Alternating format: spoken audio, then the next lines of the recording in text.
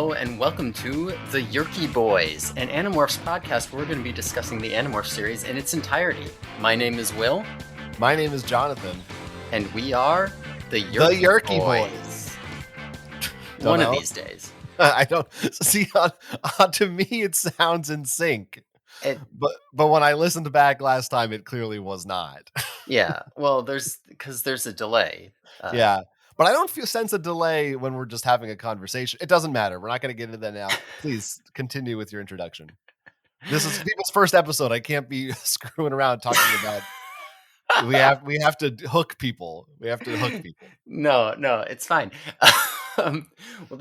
This last week we read our first book. Well, Jonathan, you read your first book in like 15 to 20 years, I right? mean, at least, how old am I?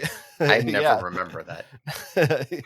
Yeah, probably, yes, over 20 years, I think is safe to say, since I've read an Animorphs book. Yeah. So I mean, I'm interested. First impressions, just like before we actually get into it for real. What are you like? First impressions on the series, thoughts? Okay, ooh, well, I feel like that's a loaded question. There's Okay. there I mean, there's a lot in there, Sure, but, sure. I Well, mean, did I we. mean, you don't have to get too deep. We'll discuss it Yeah, later. okay, But like, okay. We said that, yeah, this is the I mean, nobody people just skip to this episode, they know we talk about the Animorphs books one by one. You said that. You said it. yeah, I'm yeah, just they get it. nervous. I'm They nervous, get it. I'm Well, nervous. you're not going to click on an Animorphs podcast and Yeah, I guess no, you're not. You're right. You're not gonna click on an Animorphs podcast. So what am I worrying about? Uh, yeah, overall brief impressions, my takeaway, I suppose, just in a Mhm. without getting too specific. Yeah. There were some things in this that surprised me in a good way that I Mhm. wasn't 100% didn't remember or expect in terms of, I would say, the tone and some of the content. Overall, there were also some things that were, pretty dumb, which we'll get into. Uh, uh, on the whole, I thought it was a very good first book, and whether or not it holds up for us as adults, that's something we can talk about. I don't know. Like, I think that's a more complicated question, but I will say I fully remembered and understood why this series is so great for young adults, for kids. I think it does a lot of things that it doesn't talk down to kids, and it has a lot of things kids are into, and I'm like, oh, it makes perfect sense why this is such a popular series, I think. How's Yeah, that? that's. I mean, I'm excited. Yeah, no, because like I said, I still love this to this day, and yeah, part of it's nostalgia, but part of it is just also that I really love all the stupid shit, and I really love all the cool, interesting shit, and yeah, I mean, it's good. I'm glad that we're at least sort of on the same page, and you're not coming into it and being like, why did I even agree to do this? What the fuck? No, Go yeah, figure, no, you I goofies. I think we're gonna be on the same page for most of this. Okay, that is excellent, I think. So should we begin at the beginning? Do you want to, Yeah, like, just go over the book or whatever? I mean that was my plan. We'll just kind of go through and talk about what happens and discuss things as they come up. Yeah. So this is book one, The Invasion, Sure is. And and big on I the covers turning into a lizard here. yeah, I mean, I think this is where we this is the first thing you see. We have to start with this cover Yes. because it is insane. If people can't see, you should Google an image of it. Also, by the way, since I'm in the ebook, some of this I feel might be complicated because if there's something you want to reference, like, I don't have the same page numbers as you, unfortunately, but That's okay. It's we'll fine. we'll figure that out. I mean, I think it's important to note before we get to the other books, all the other books, at least that I've seen, it seems like Yes. the covers have 5 morphs. Right. Yes, all the other books will have 5 on them. This one has 7. They're still figuring it out. It's also these first couple have, like, slightly different art styles. Like, it won't be until book 3, for example, that we'll have, like right now you see the faces. Basically, I've got the main character Jake, and I've got a lizard, and I can see basically their heads, and I can see his face transform into a lizard face in 7 stages here. Or I guess actually it's 8 here, isn't it? I thought it was 7. No, it's Uh, 7 lizards, 8 total stages. 8 total stages, yes, from human to lizard. Yeah. And yeah, and all the other ones are like they pretty much show their full body morphing. This one Right. just shows his head. And they're like more photorealistic as we get later on. Like if they have real animals, they'll have like they'll Mm. actually have kid actors. And like I think this one is, but the next one is clearly a drawing. They're finding their footing on it. Yeah, this looks like the second head really looks like, if you recall the show Max Steel, or perhaps Reboot is a better, Mm. just like the like early 2000s CG kids shows that like Beast Wars that just look terrible today. It's fully in that mode. I also and it just the fact that it's just his head, Mhm. I the idea that he's morphing, I think, is poorly conveyed. It looks more like he's just has disgusting heads sprouting out of his skull. Like he's a monster. I The think that's reasonable. I'm a big fan of the second stage that he goes to here, where he's just a little bit more scaly. it's it's really bad. I also got to say, I don't know that this kid is who I'm picturing as Jake. This looks like a little weaselly kid. I don't think I Yeah, like. they switch him up. Like even when they do get real kids, they like I think a lot of the books just use different kids. So I don't know. This is like the platonic ideal of Jake, right? Like when you're imagining him, he's just like some. And remember, the kids are 13 in these books, so they're all gonna look kind of like Weasley little kids. Yeah, I guess I don't and that's something we'll get to too, but, Yeah, uh, yeah, I guess I don't know how to judge ages. To me, if I had to guess, I would say that kid looks like 10 or 11, but, what do I know? I mean, honestly, I couldn't tell you. I'm I looking at the also artist depiction on the next book, and it looks. I would not call those two kids the same age. So right. I also think this tagline is insane on the cover. "Some people never change, some do." Dot, dot, dot. I Oh yeah, don't I like love these taglines. it doesn't really have any thematic resonance. It's not this series isn't about like whether or not people can change. It's just like some people don't turn into animals, but these That's kids right. do. Yeah, no, it's like a clever pun, kinda in a way. I don't know if In it's a a way. clever pun, but they thought of it and they put it on here. No, in a way, it is a clever pun. You're right. All Uh, right. So I mean, this is the first book. That's why I feel like we had to spend a little more time on this cover, but yeah, I mean, maybe we we'll won't see. Some always. of them, I don't know. Some of them are gonna have some wild covers, I think, but It certainly gets your attention. Like if you see that in the bookstore, you're like, "What is that?" oh yeah. And they I mean it's nice cuz they're iconic, right? So once you've read one of these books, you're not going to be like, "Oh, I read this one book once. I don't remember what it was. I don't remember what's." No, you it's the one with the animal faces on the front. That's the one I want, mom. Yeah, right. The Animorphs. Yeah. That's the one.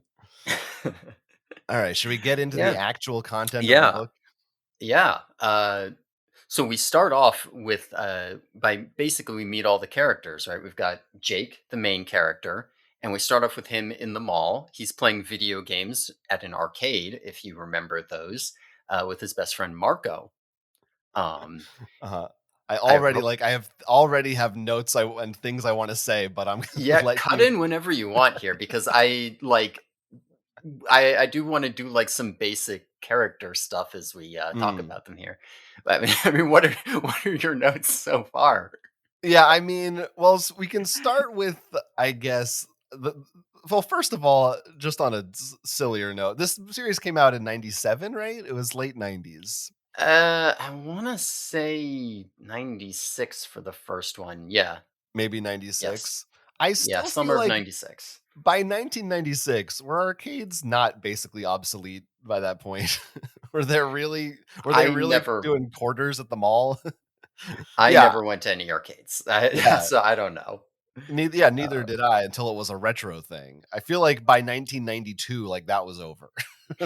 But and by the way, there was this, I realized so I took some screen caps of some of the certain passages that I liked, oh, yeah, and yeah. I did not remember that, one of them was his commentary on this game in which there is a section where the sleaze troll Yes. shows up right after you cross the Nether Fjord. Hell yeah. And you brought up the sleaze troll, later in the week, and it had left my memory, but then I looked at and saw, "Oh, no, I actually took a picture of that, I liked it, but I forgot what that was." Yeah, reading that description, it does it does feel a lot like somebody who doesn't actually play any of these games. Just kind of came and was like, what happens in those games? Like, the kids, they go to the arcade, and I don't know, there's like weird, funny characters on them. They bonk around and stuff. So there's probably like trolls. It's like it's a sleaze troll because it's cool. Yeah, what is it's like Sleaze Bagano from, Attack of the Clones. I want to The play this game. Nether Fjord. You know what? Maybe this is like God of War Ragnarok. She predicted it. So okay, but that's just silly. But yeah, I think it's a good place to start is, like you said, the characters themselves. We're meeting them all. Right. They are very, it feels, which I think a lot of 90s properties were, similar to like a Smurfs or a Care Bears, Power Rangers. I feel like similar, where each character kind of is like, I have one trait. That's who I am. Yeah, I think that the series is really good in the long run about adding to that and building on Mhm. that and giving them arcs and changing them. Like they're not the same people at the end as they are in the beginning.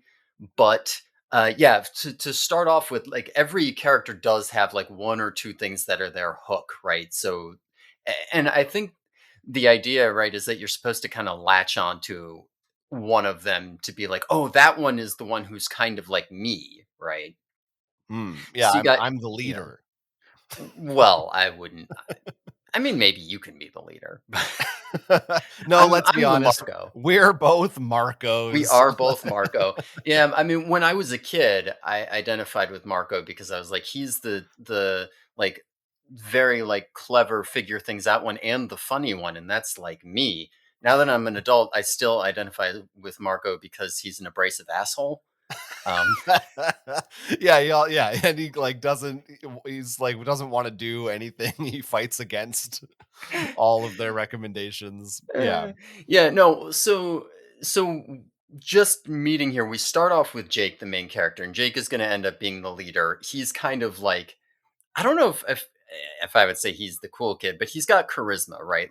Like he kind of drives like people go and do things because Jake I don't know, leads them, I guess, whatever you want to call it. He Um leads. but yeah, he gets people to do things. He gets people to rally around him. He's not. He has like a whole thing as we go on with. He's not like comfortable being the leader, but he is the guy who everybody else kind of decides they're going to be around. His best friend Marco, who he's playing with at the arcade, Marco is he's not like academically gifted. He's bad at school because he doesn't pay attention, but he's like the clever one. He figures stuff out. He's also the jokester. He makes a lot of, he's always giving people shit.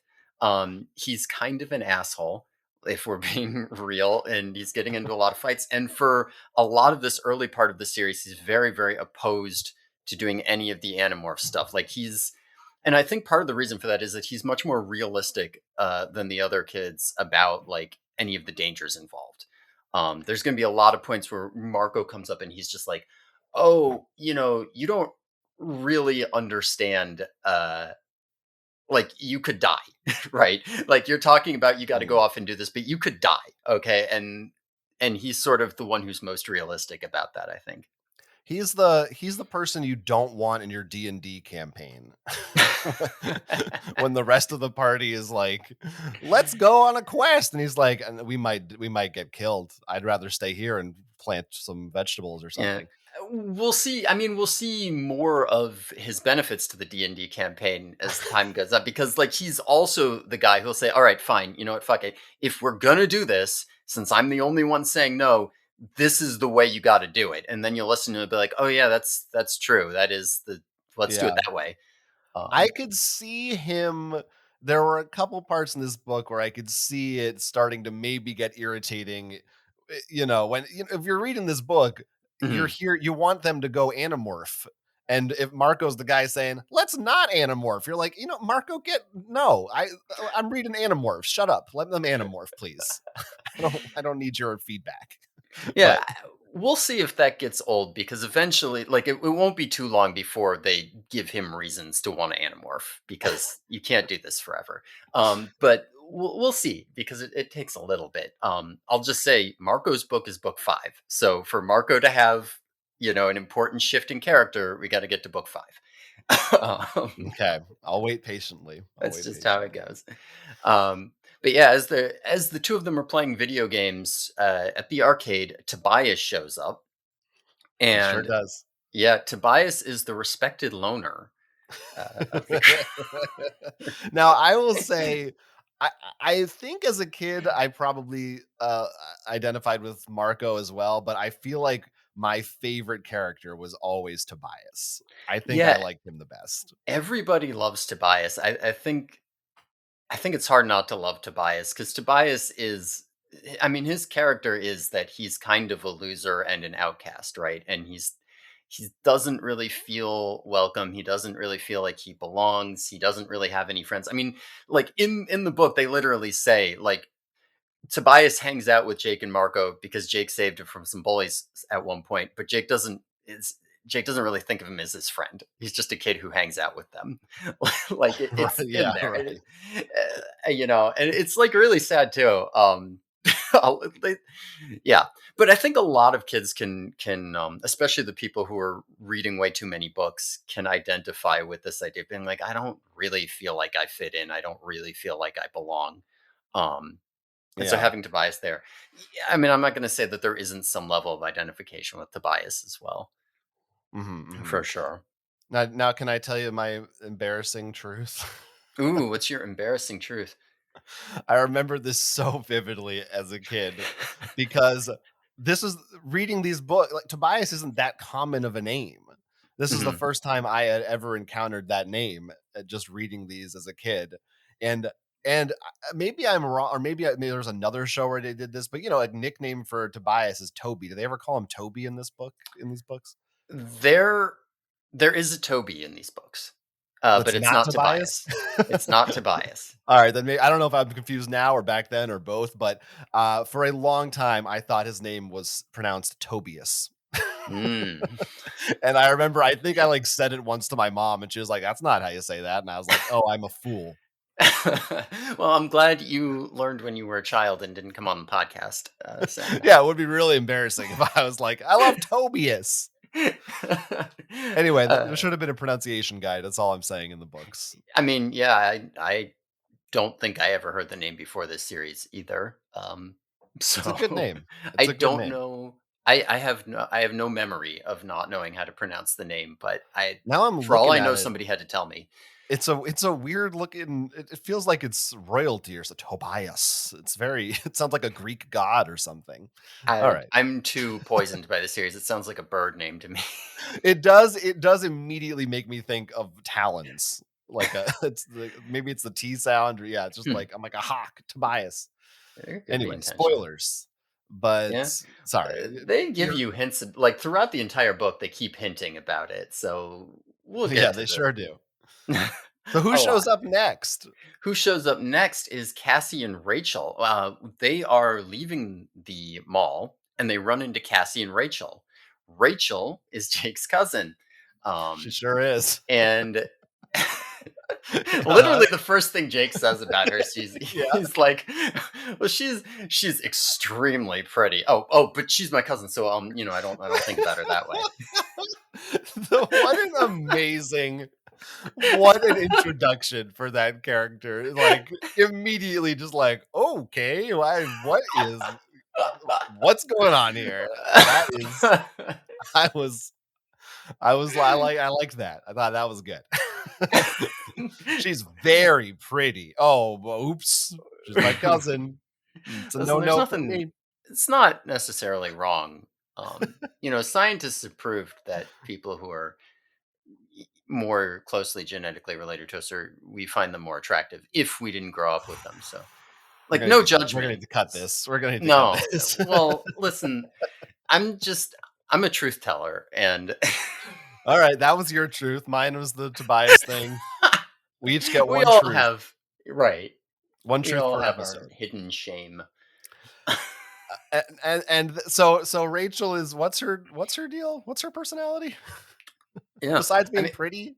She's just really pretty and popular, right? right, right. No, Rachel has two sides to her, right? She is like the pretty girl. She's great at shopping. She's always fashionable. So she's got that kind of persona going on. But then uh she also is like very strong-willed, very, I don't know, like powerful personality, I guess. She is strong. And as we get into this, we see more and more that like she actually really loves danger and fighting. She basically, if she is afraid, she never lets it affect her, or at least not outwardly. She's always the first person to say, like, yeah, let's go in and fuck some shit up, Alright. is her thing. Alright. I can get behind that. Yeah, I mean that's Rachel in a nutshell. Ooh, I feel like it's a thing in a lot of kids media of like kids going to the same school as their cousins, and it's not something I ever experienced in my actual life. Is that Is it a just thing in a lot of media? I don't know. I feel like couldn't think of any examples for you right now, but I feel like there's definitely some Nickelodeon shows Mm. where it's like, yeah, my me and them are cousins. Like if they want people to be related but not actually be live in the same house for whatever reason. I don't know. I wonder You if know they what? actively did that to avoid shipping Jake and That's Rachel. what I was just gonna say. Not in this specific case, but in general, maybe that's a thing to be like. Just so you know, there's no romance here. Yeah, I mean, I think there is I think there's a reasonable chance that they were like, okay, so we got the two like clearly conventionally attractive, Right. strong personality white kids. We're not going to pair those two up. Like I know everyone's going to want to pair those two up, but we're not going to do Yeah, doesn't two cute white kids going to school together just seems right. That's a community quote. it. All the community fans will get it. Doesn't Rachel end up wanting to fuck this bird, or is that She does end up wanting to fuck this bird. okay? I mean, already in this book, there are several like kind of like sweet moments between Rachel and Tobias. Like clearly, Rachel already has a thing for Tobias before they even start animorphing, um, which is something that I always kind of forget. I'm always just like, yeah, and then Tobias joins the group and they connect, but like, no, they I don't know, like almost right off the bat, she's kind of like stepping in to defend him whenever Marco's on his bullshit, or I don't know. Yeah, Um, yeah. Sticks up for yeah, the little guy. yeah. She had a well, because I mean, he's a sigma male is the thing. He doesn't. He might not be one of the popular kids or whatever, but he still gets the women. Would Tobias be an incel today? Well, not with Rachel hanging all over him. He wouldn't. Yeah, I guess not. Maybe Mark. I guess Marco's the MRA. I mean, yeah, Marco spends a lot of the series trying to pick up chicks. Oh, you might actually be the incel of the group. All right. Well, these are the Uh, important questions. See, this is what the other podcasts don't want to discuss. right. They won't tell you about which Animorph is an incel. They probably do, actually. That's probably the first thing they talk about. Yeah, but theirs is who cares about them. And then Right. finally Cassie. Cassie is Rachel's best friend. Cassie is a black character, so like they go out of their way to do this, which I do think is nice. They don't spend enough time kind of pointing out that Marco is Hispanic. I think, like, I Hmm. like that they bring that up, as opposed to just kind of letting it sit in the background and ignoring it so His that you don't name's have to think about it. Marco, so I guess you are just supposed to infer that. I think you are, but as a kid, I definitely did not because I Mm. was kind of stupid. It took me a while to figure that out. Also, I probably kind of racist because, you know, Yeah, yeah, I do like that it's very matter of fact, just like as he's describing her, just she's black. yeah, Move on, and move on. they bring and that comes up again. Like they always put that in her description. I don't know. I think it's nice that that's visible, but um, Yeah, yeah. but Well, yeah, I mean, she yeah. yeah, Mhm. go on with Cassie, go on with Oh no, I Cassie. was just gonna say like she is the opposite of Rachel in that she is like short, stocky, unfashionable, always wearing like ripped or stained or dirty overalls, whatever. And she lives on a farm and she loves animals. Um, she like her parents run, they call it the Wildlife Rehabilitation Clinic. And basically, it's where if they find injured animals or if like Park Services finds injured animals, they house them in the barn and her parents as veterinarians will take care of them. So Cassie has a lot of animal related chores. She does a lot of like mucking out the stalls, giving animals medications. So she's also the one who's like, she's kind of their connection to how are they going to morph into these animals because they're going to have to get access to the animals in order to morph them. So how are they going to do that? Cassie's their Very in. convenient. It's Right. the Andalites really lucked out with this one. Well, it might be a little bit more than luck. We'll get Oh! to that. And make sure one of them is an asshole, and one of them is poor. Okay. Anyway. Right, right. Um, Actually, only one of them. Well, whatever. You know what? I'm not going to worry about it. We'll get there.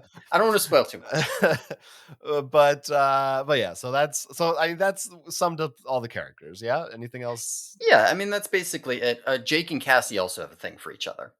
Okay. I don't know if I picked up on that in this book. There's a couple. I think actually Jake says it in his introduction. He's like, I kind of like Cassie or something. Oh, yeah, that does sound And familiar. there are a Mm. couple other points in the book where they kind of they have their little moments. So I did wanna say, in general, but also kind of, bouncing off of the part where he's just like, "Yeah, she's black." I feel like the style of the book, it's the way it's written, I mean, it's Yeah. very, straightforward and simple, but I think it works because it actually feels to me like the way a 13-year-old would write this book or tell this story.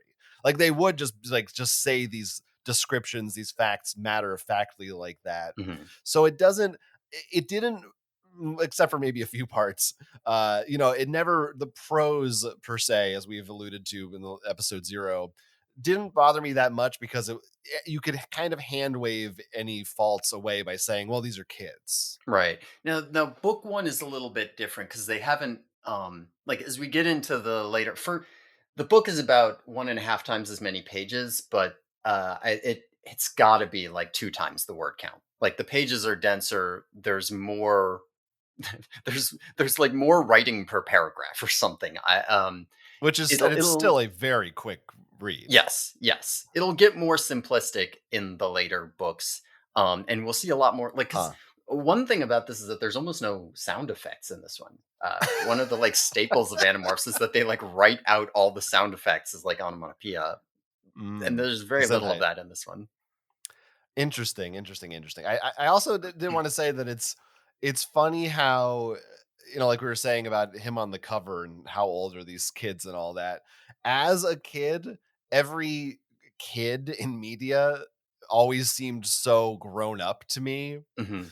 And same even in this, I think maybe part of it is, and again, this feels like a holdover from the 80s and not actually the 90s. I think K. Applegate maybe stopped learning about youth culture in the 80s. That, like they're going to the mall, like they're on their bikes, they're like hanging out all the time by themselves, wherever without their parents. Which I mean, maybe it's different depending on where you grew up. But for Yeah, I me mean as a I did kid a in the lot of that suburbs, honestly. yeah, no, I was like, I couldn't walk anywhere. There was I could Hmm. walk up and down my street, but you Oh, couldn't walk to a park or the mall. I had to yeah. get a ride, so I didn't have that experience growing up. Gotcha. Yeah, I mean, I guess that's the difference with me because all my friends, well, not all, but most of my friends lived within walking distance, and the mall was like a 40-minute walk away from where I lived. So it was totally doable, if you wanted to, even without a ride. And also the mall in where I live happens to be like it's like half the town. So the only reason I didn't hang out at the mall more was because that's where all the cool kids hung out, and I wasn't a cool kid, so I didn't feel like it. Mhm, mhm. But it made total sense to me that they spend because they'll hang out at the mall a lot. They'll use it as a meeting spot and all that kind of Well, thing. that is certainly true to the era. That is 90s specific. Yes. Whether Yeah. or not there were arcades in it is another matter, but malls, certainly. Yes. Yeah. Those are kind of dead. I guess for me, like, that just didn't happen until, like, maybe a few couple years later, like 15, 16 was more when I started mauling. Hmm. Yeah. Like I said, I never really did it because that's where popular kids were. That wasn't my hangout. That was for the cool kids. And I That was for obviously the you still spent a lot of Rachels, time there, but like us I would have hung out at people's Tobiases. houses. Right. Yeah. We were too cool for or too uncool for that. We were in the construction site outside. Right. Um, Which is where they go next in the story. They as they're walking home from the mall, they decide to cut through the construction site. There's a construction site out by the mall, and it's like a shortcut back to where they live. They're not supposed to go through there, but they do it anyway. And as they're walking through the construction site, they see a UFO, right? Like a spaceship comes out of the sky and mhm. lands. So we got an alien sighting here. Oh, yeah. Oh, we do. Mhm. I mean, I feel like you should just summarize the I mean, it's basically like half the book, this scene, but it's also It, like the most important thing probably that ever happens in the whole series. it's Like crazy because it's really kind of not like a shitload gets dumped on you really fast. Like Yeah. by the time this scene is over, we're like still before page 45 out of 180. It's in Um, I you it know, feels and like it does feel like it's half the content. not to, I don't know, we'll get to the TV show in a year or so, but Right. I feel like if this were a TV show, that scene would be like the first 2 episodes. Like, you wouldn't even get to the all the other like, what kind of is the actual plot of the book. Like, that's just the setup for Yeah. the plot of the book. Yeah. No, they give But you a ton of it so fast, and it's kind of weird because, like I said on the other podcast, I did read these out of order, right? The first once I started, I was reading them in order as they came out, but the first 20 of them were just kind of scattered as I got them. So by the time I read this book, I already knew all this stuff. So I was just like, yeah, yeah, yeah. This is just we're getting there. The he lands, we learn all this exposition, this, da da da da da. I've heard them talk about this scene before. So it doesn't feel like it's all that much to me, or it didn't feel like it was all that much. But when as an adult, and even as an adult, you're kind of reading it, and you're like, yep, yep, I've read all this a million times. So if I'm actually forced to pay attention, it's a lot. yeah, yeah, it's a lot of exposition that they're making sure you know. I mean, they introduce like yeah, within the span of whatever 4 chapters, you learn aliens exist, and here are like 4 different kinds of them, and what Hmm. they do and what they're like. It's like blah, and here's Yeah, they can morph and blah. Okay, but yeah. I feel like Pretty you good. should. I kind of want you to just summarize like this a whole scene, so and then we can just like talk about it as a Yeah. whole. So basically, the alien spaceship lands. There is a psychic alien inside named Elfangor. Elfangor Serenial Shamtul is how I've always said it. I don't actually know the official pronunciation, but Elfangor, he he basically looks like a small centaur, right? Like imagine like a deer-sized body instead of a horse, and then a person on top of it with blue hair across the whole thing, right? Um, Mhm, mhm. and he has no mouth, so he has to speak telepathically, mind to mind. He has an extra set of eyes on his head. He's basically got little stalks that kind of look like horns, except they swivel around. They've got eyes on them, and they can look in all directions. And he's got a giant, like bladed tail. They said it's reminiscent of like a scorpion tail, and Yeah. like he he almost looks a little bit kind of delicate, except for the tail, where you look at that and you're like, oh, this guy could fuck you up, right? Yeah. So he comes out of the ship and he's like fatally wounded. He's like bleeding out, right? And he immediately, informs them that our planet is under attack by an alien species called the Yerks. The Yerks are brain stealing slugs. They squirm into your brain. They take control of you. They access your memories. They act like everything is totally normal. And they are infiltrating the planet right now. And he is from, I don't even know if I said he's from his species is called Andalites. Um, they're Uh-huh. fighting the Yerks across the galaxy. They were fighting them in orbit and they lost. Um, and so now he's like, your only hope against the Yerks is I'm going to give you this technology, which is I've got this blue cube. They don't say it in the book, but it's called the Escafil device. And you're going to touch it, and it's going to give you the ability to morph into different animals. Any animal you touch, you'll be able to change into. There's rules. We'll get into that. um, then This the is Yerks come nuts. down.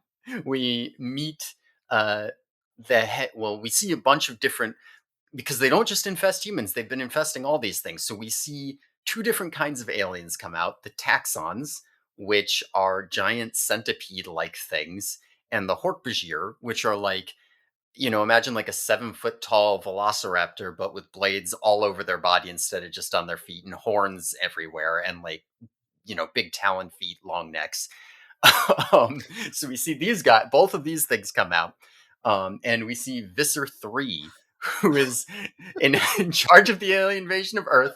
He is also an Andalite, but he's been infested by a Yerk, and he can morph. He's the only morph capable Yerk.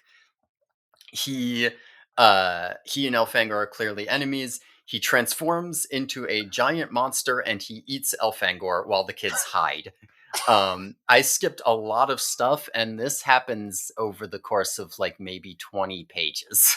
It's so fucking crazy listening to you say all this. Like, it's like, it didn't even occur to me reading it how insane it is. Yeah.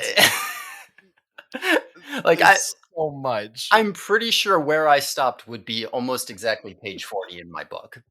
I mean, not just here's what an Andalite is. Also, here's one with a Yerk in it. Also, he's the Visser. Also, he's Visser 3. Right, there's a couple other ones too. I don't know if how early they imply it, if it's implied at this point, but somehow the number is the rank, so Visser 2 is more important than Yeah, but yeah. like yeah, there's more of them. There's a ton of them. I mean, okay, I don't even know where to start, but I have a lot of Yeah, I mean this is the meat of it because a bunch of yeah, other stuff happens. There's a basic plot, but like this is the heart of the story right here. this is the So, catalyst yes. for everything. This Okay. is this is the scene that they will spend a chapter describing at the start of every book for the rest of the series. I can't wait to relive it.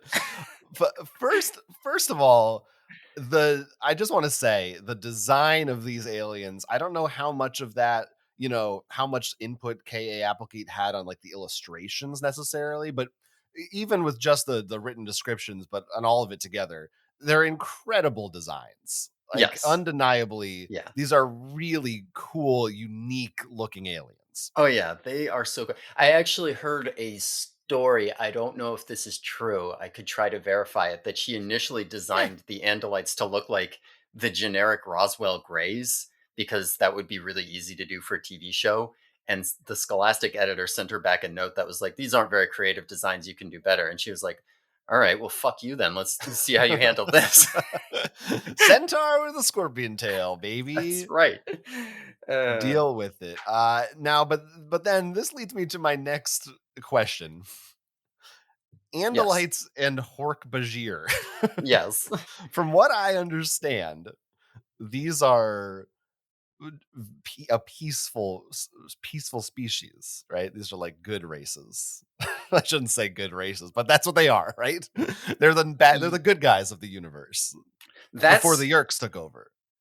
well, okay, so Hork-Bajir were not like the good guys of the universe. They were just a peaceful species, like off Right, on their own. right. But Right, as like they they're said on they their own said they planet. were like nonviolent, like nice Yes. people. Yeah, So we'll get like a lot, of details about them, later on down the okay. line. Like, once like, right now, right, they're like these fearsome monsters, right? They're the giant raptors, and they're the shock troops, right? They go out there and fight, but, like, eventually, we're gonna meet some Hork-Bajir without Yerks in their heads, and, like, we'll learn a lot about them, and it's pretty much impossible not to love them.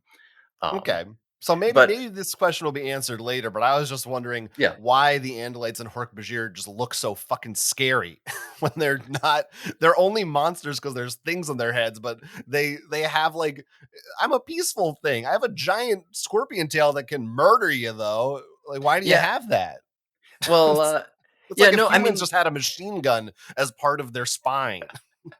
I mean, they'll talk about that to some extent. That will come up, but not like not for a long time, really. But like, so Andalites are like the peacekeepers of the galaxy, right? Like, this is the main difference. Is Hork-Bajir are off in their own world, but Andalites are like the technologically out of all the like races across this arm of the galaxy or whatever, they're the pinnacle, and they're the guys who are kind of going out there and being like, okay, so these Yerks are fucking around, we'll come and help you fight them, because they're the guys who can actually match the Yerks for fighting prowess.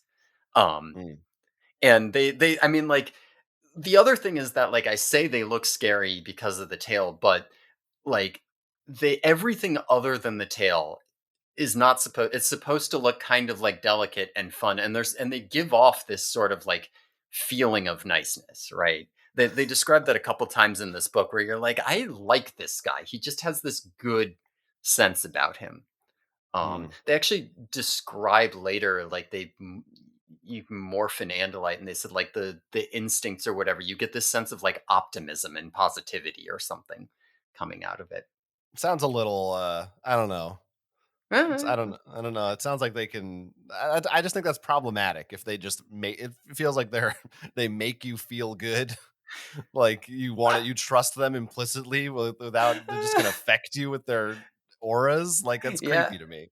Well, honestly, we're gonna learn a bunch of stuff about the Andalites, and my like, I don't know. I feel like my changing impressions of Andalites as a kid was actually like foundationally helpful for me in some ways politically.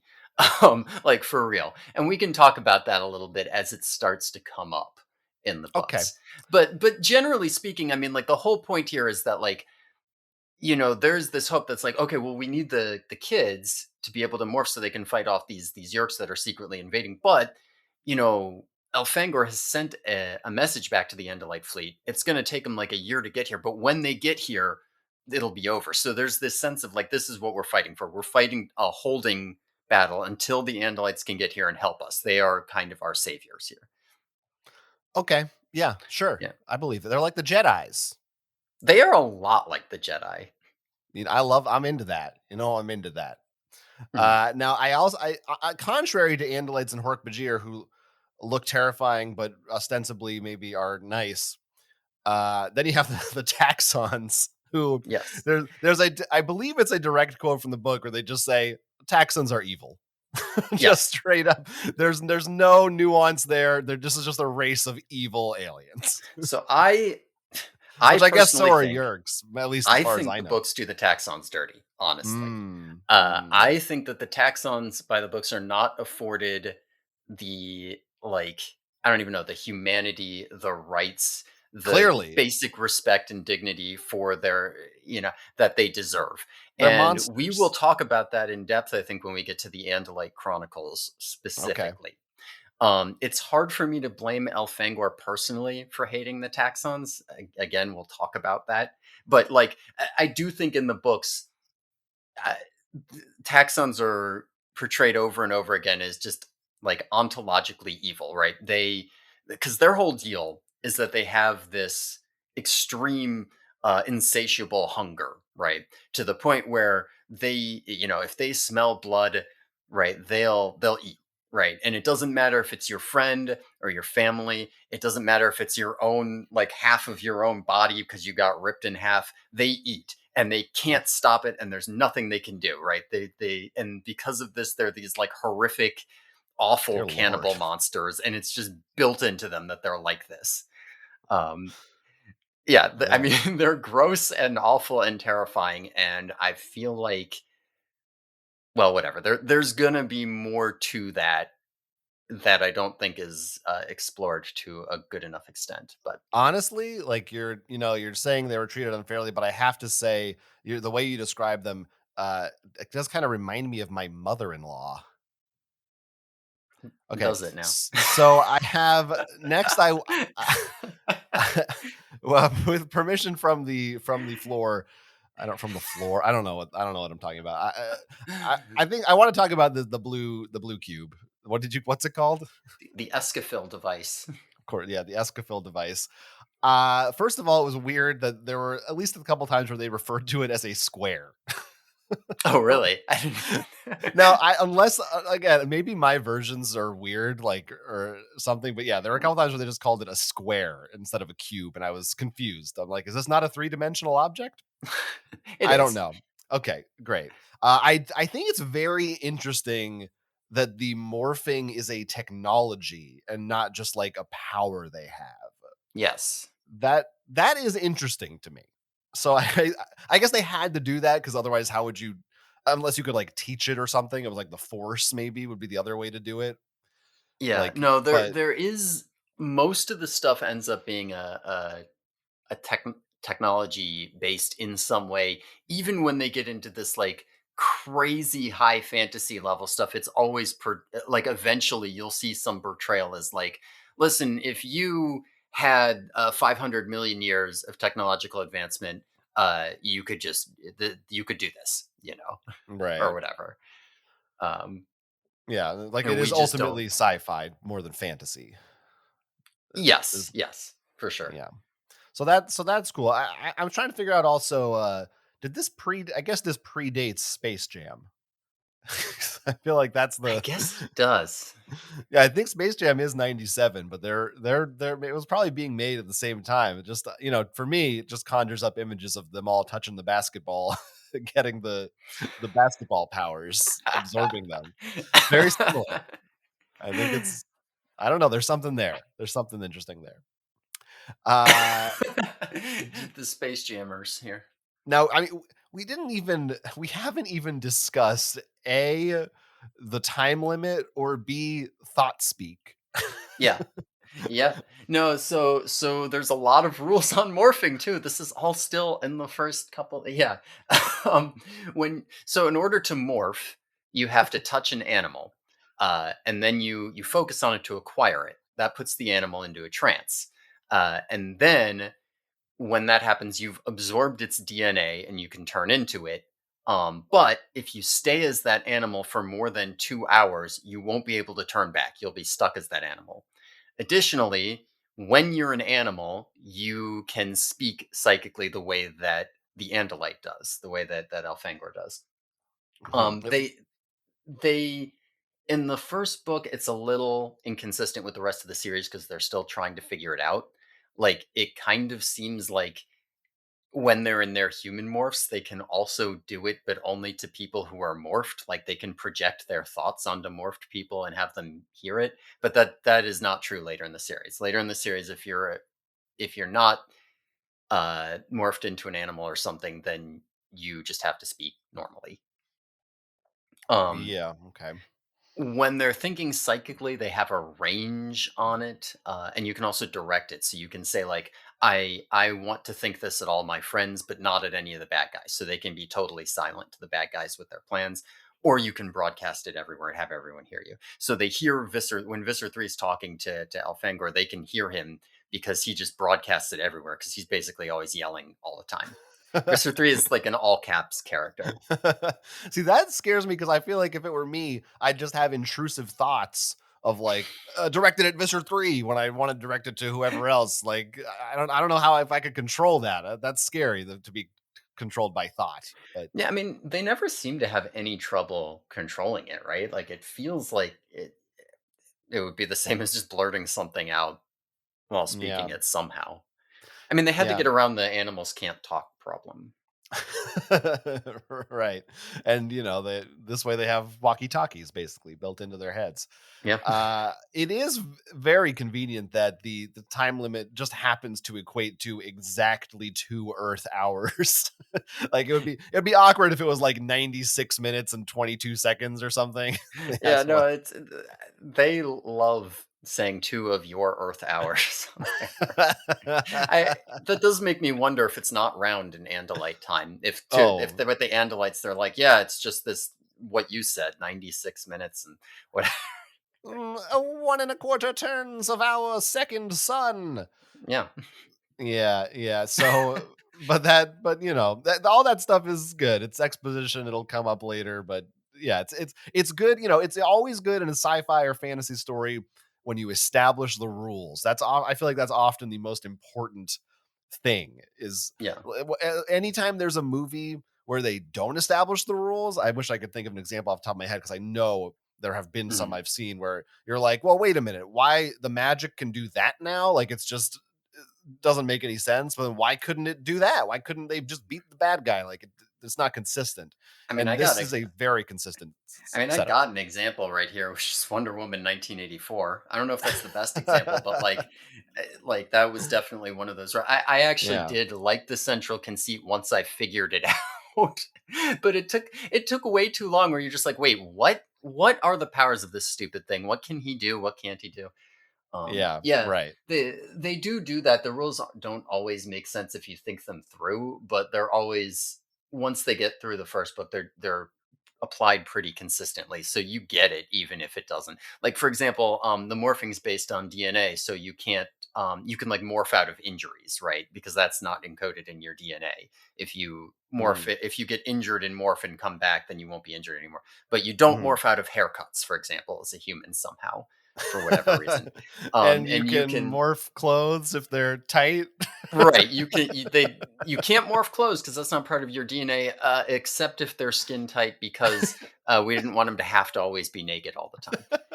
Um, Yeah, it feels like they so should have just said, "Yeah, you morph clothes." I don't know, man. It just could have been easier, but it's fine. yeah, no, I think it would have been better. Like I think they bring up DNA because they want it to be uh I don't know. But I think it would have been better if they hadn't tied it so explicitly to that and they had um because they do actually get a little bit into the mechanics of like when you morph, where do you go? Right? Like you had a Hmm. body. Well, like where is that? What is that? They talk about those mechanics, and I think it might have made more sense if they just ignored DNA entirely and said like, okay, you're just copying the form of this thing, and we're gonna put that away, and you can turn back into it. And if that includes non-organic matter, then so be it. But then just somehow Hmm. been like, oh, but you can connect more with animals, because than you can with like a rock because of I don't know, whatever. And then okay, and you feel like your clothes are a part of yourself, so you can morph them. I don't know, Hmm. I guess but it it doesn't would have really been matter, right? so much easier if it was just magic.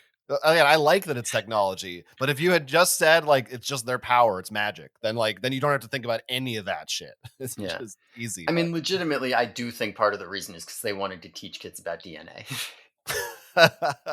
yeah, I guess so. I wrote a quote here. I don't remember who says this. I feel like it must be Visser 3, but the quote is nothing like a good Antarean Bogg morph.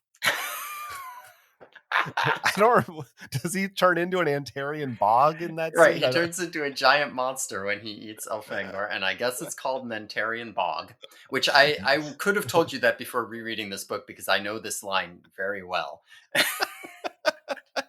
Nothing like a good Antarean Bog morph. Nothing Taking like a it. bite out of your enemies. Yeah, that's really good. But Yeah. yeah, yeah. I It mean, I should feel also there's. be noted when he eats Elfangor, it's like really fucked up. They aren't just like he pops him in, right? It's like Elfangor's like screaming and like lashing out at him, and like bits of his flesh are falling down and the taxons are eating him, and Yeah. Marco throws up. Like it's fucked up. Yeah. No, it's there's more of that I yeah, I feel like I'll comment on later, but yes, in general, this book is fairly graphic. Yes, that's So not going that to stop. yeah, that was interesting. That was interesting. I mean, okay, so that's I mean, that's most of what I there's obviously going to be more these rules and everything come into play a lot more later, but as far as that scene is concerned, I feel like I'm ready to move on to the actual plot of the book. Yeah. They get, so they're running away. They split up. They get away. While they're there, though, there are also a bunch of human controllers. I don't know if we Hmm. even said controllers or what Nope. we call it when they're infested. Nope, they're called controllers. I like that they're very clear about these are the names for things. Yeah, I think that's also funny too, because controllers is a perfectly valid name for a 13-year-old to have made up, but it is very weird that Elfangor says this is what they're called. We Andalites, we call them controllers, just so you know. Just so you know what to label your action figures. They're controllers. Yeah, they Yeah. did make little morphing action figures of these, like the Transformers. Oh, Um, you know, we'll save this for another 100 episodes, but I saw that apparently there was some I can't remember which direction it went, but they were either making Animorphs toys or making Beast Wars toys, and mhm. like one or the other got canceled, so they just like turned them into the other property. Yeah, I mean, at first, if you don't think about it at all, it sounds kind of cool. Like, oh, the Transformers change between a car and a robot, and they change between human and animal. And then you realize, well, Transformers still look car-like in their Yeah. regular. So when you transform the animals into humans, they don't look like humans. They Also, look what do like you want it to be monsters, in right? human form for? Like that sucks. Well, you know, you need a little Jake action figure so that the Yerks don't know who he is. Oh yeah, you're right. You're right. You're right. Yeah, yeah. But still, like, he'll still have, like, tiger bits, like, sticking out of him everywhere. And it just doesn't work. But anyway, yeah, they hear the human controllers, and, they, like, recognize some of the voices. There's a voice that they can't quite place that's all like, "Oh, if you catch him, bring back the head so I can identify him." Um, Pretty fucked up. Anyway, whatever, they get away. Uh Jake, good guy Jake, actually calls everybody up when he gets home to make sure everybody got home safely, which is, I thought that was nice of him. On his landline. Right, on his landline, they don't have cell phones yet. They have to be careful on the phone because somebody could pick up the line and listen in if they live in the same house, which, you know, spoilers might be true. Uh, anyway, uh, Tobias shows up at his house and is all like, "Well, it works because he can morph his cat now." Yeah. Um, Dude. Yeah. Dude, the cat, that's Which right. by the way, my cousins had a cat named Dude. I do not believe it was a reference to Animorphs, but Hmm, I don't know for is sure. that a common cat name? I don't think so, but he was a great cat, so I liked that. Made me That's happy. nice. Was he like a gray tabby or whatever? I think He that's what was, Dude was. yeah, he was like a gray brownish like tabby cat, yeah. Yeah, So so that's Dude. that's Dude. Yeah, That's so him. Mark, this is the first time morphing happens Yes. that we see, right? Well, Yes. except for Visser 3, I guess. Right, right. But I mean, that one's just like some weird alien turns into another gigantic weird alien, right? And it is basically body horror. Yes. It is Absolutely. American Werewolf in London, like horrifying, bone crunching Yeah. body Yeah. transformation. Yeah, no, you feel that you don't feel pain, but you feel everything else. So like if you're turning into something, like if you turn into a cow, so you have four stomachs, you're gonna feel your organs shift around inside of you and new ones grow in there. When you turn into a dog, this one always gets me. You can feel your knees reverse direction. That one fucks me up. I hate that one. um, Absolutely, just oh my god, Yeah. no. Yeah, no, it's horrific, and they spend a lot of time, like, whenever they do the first morph in a book, they spend a lot of time on it so that you really understand, like, Jesus fucking Christ. Really so unsettling. Mhm. Yeah. Oh, I had a question about morphing, and I don't know if I'm making this up, if it's from the lore in the books, or if I'm just misremembering. Can they like access can you turn into multiple animals, like store them in your memory? Or for some reason in my I don't know head, what you mean by that. I thought it was like only like the last thing you touched can you turn No, no. into. Yeah, you can turn into anything that you've acquired. So, like, Um, as the series goes, they have a what's the word I'm looking for? an You arsenal know, or something? sure, yeah, an arsenal of like Whatever. 50 animals or whatever. Yes. Yeah, no, the only thing is that you can't change from one morph to another, and, like, morphing is Yeah. tiring, especially if you do it real fast, and it takes, like, a minute or 2. So, they can absolutely uh they can do like really wild things. Like if you're really good at morphing, you can do things like jump out of a plane, turn into a whale, land on a spaceship and crash it, then turn back to a human, then turn into a bird and fly away. It's ridiculously hard and you have to be really good at it, and you might die if you fuck it up, but like they can do crazy stuff. Okay, maybe I'm just thinking because I know they kind of all have like a signature morph they do. Yeah, they've got their battle morphs. But okay, well yeah, that's interesting. Okay, so that makes it much more versatile. That's good. Yeah. Okay. Yeah. Yeah, they don't have to go back to the zoo and touch a tiger every time they want to fight someone. Right. Yeah, yeah, okay, yeah, right. Yeah, that'd be pretty annoying. Yeah. But yeah, Tobias shows he can morph a cat. Jake is freaked the fuck out, but he goes and tries morphing his dog, and he does. Homer. Um, the other thing about it that we get to see when you see it from Jake's perspective is that when you morph an Right. animal, you get their brain too. You don't just get the whole Right. body. You get all of their senses, but you also get all their instincts and emotions and ideas. So when Jake is a dog, he's like, super happy or super sad. He gets real pissed off that his real dog is out in the yard because he's like, there's another dog in my yard. Um, when his brother comes in and yells at him for barking, he's like, oh no, I'm a bad dog. Yeah.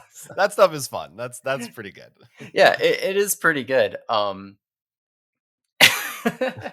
No, and it gets interesting because you get all these different things with different animals, and there's this idea that like the first time you do a morph, it's really hard to control.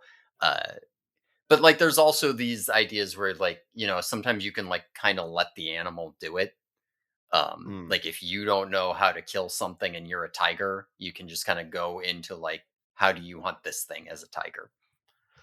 I'm just looking and I can't believe how many more notes I still have on this book. I know. Like we're I at know. like the halfway point. Yeah, no, it's so much, and yeah. This I yeah, told you this was gonna be a long one. So, yeah, we're kicking it off with it's a big there's a lot to discuss here. There's yeah, just a we'll lot. cut I mean, there'll literally be half as much content in the next book because so much of it is just setting up the story. Yeah. But they Yeah. set up so much like, you could easily have set up half of this and been good to go for a story and then put more in later books, but they really just kinda dumped it all out at once here. We didn't need to know about taxons right away. I needed to know about taxons. Okay. I'm a All right. taxon boy. I Uh, no, no, you're a Yerky boy.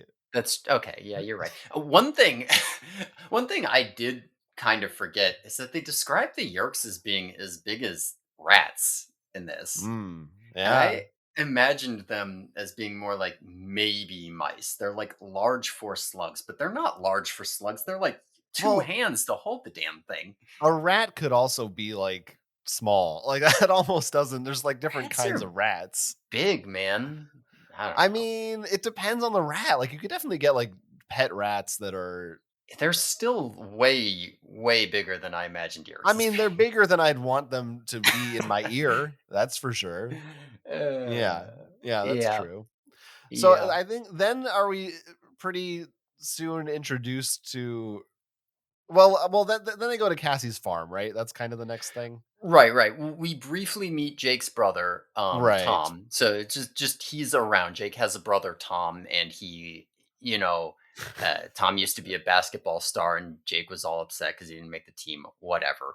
But yeah, then they go out to Cassie's farm, basically, is what's happening next. And when they Eh. get there, Cassie is morphing a horse.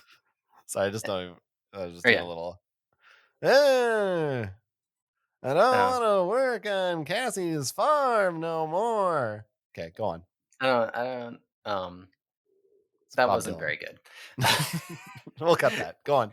No, no, we'll keep it in. But Cassie It is the was good. best morpher, and we see that autumn like she can kind of control it. Everybody else just kind of goes wild when they morph. Things happen, but when Cassie's morphing back from a horse, she like turns herself into a centaur just for fun. Like and she's also the one who figures out how to do the morphing outfits, the leotards and whatnot. Right. Yeah. Um, but while they're there, or while she's morphing back, this cop shows up, right? Yeah. And they're all freeze. They're like standing in front of her suspiciously as she morphs back, so he doesn't catch her, and until they stand aside because she's done or whatever. It's a real, like, Three's Company moment. "What's Mm, going on back there?" yeah, where are you Nothing, kids nothing." hiding? But yeah, the cop is there because he's looking for kids at the construction site last night. Because the official story, and they read this in the newspaper too, the official story is that kids were setting off fireworks. So some crazy people said they saw UFOs. No, no, no. It was some kids setting off fireworks, and the cops are looking for them. And it's really clear that the cops are infiltrated, the newspapers are infiltrated, the whole thing is a cover up, and who the hell can you even trust, right? Yeah. Like you can't Yeah. go to the press because they're all yerks. They'll just get you. You can't go to the cops. They're all yerks. They'll just get you. Yeah. I have the exact quote here I'd like to read from the, Yes. lead policeman. He Hmm. says, "We want these kids. We want them real bad. Hmm. See, it was dangerous what they did. Could have been someone hurt. So we want to find the kids." That's how he phrases it to this Right. group of children. Right. That's what he says. Yeah. "We want I'm. these kids I mean, real if I'm a kid, bad." I'm definitely narking to a guy like that. Now, really the main question I have about this scene is what made the cops want to go to Cassie's farm in the first place? Yeah, it How, is weird. Cassie's farm is supposed to be like really out of the way. yeah, like what tip did they get to make them check out Yeah, this remote farm that they're just going around. Maybe they have. I mean, we're gonna find out the Yerks have infiltrated the school and the teachers too. Whoa, as a kid, Hmm. that's Yeah, like yeah, yeah. your whole world. So maybe they have like class lists, and they're just going to like, okay, we'll go to everyone's house and see who's I there and ask guess. around or something. Yeah, I also found it strange that like they never asked for their parents or Yeah, that is anything. weird that they don't ask the parents. And Um, this leads me to I want to go back to the authority figure stuff, but my mhm, next mhm. question was uh are Yerks just really dumb? And are they just can a Yerk access its host's memories? It can. That's It how they can behave. so this like it's because it seems like and specifically like for Tom later on, I felt like there were a couple parts where the Yerk should have been better at pretending to be their host. Like it seemed like they were doing a crappy job. There's times where I feel that, but there's other times where I think that that might be a little bit overblown because it's not that unreasonable. I don't know. I think a lot of the Tom scenes work for me in this book personally, Okay.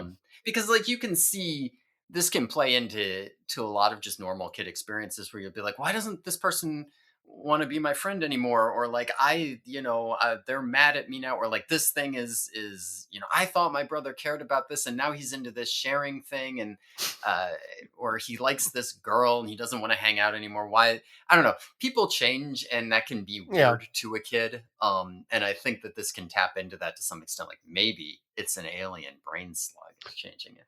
Yeah. um Fair enough. Fair enough.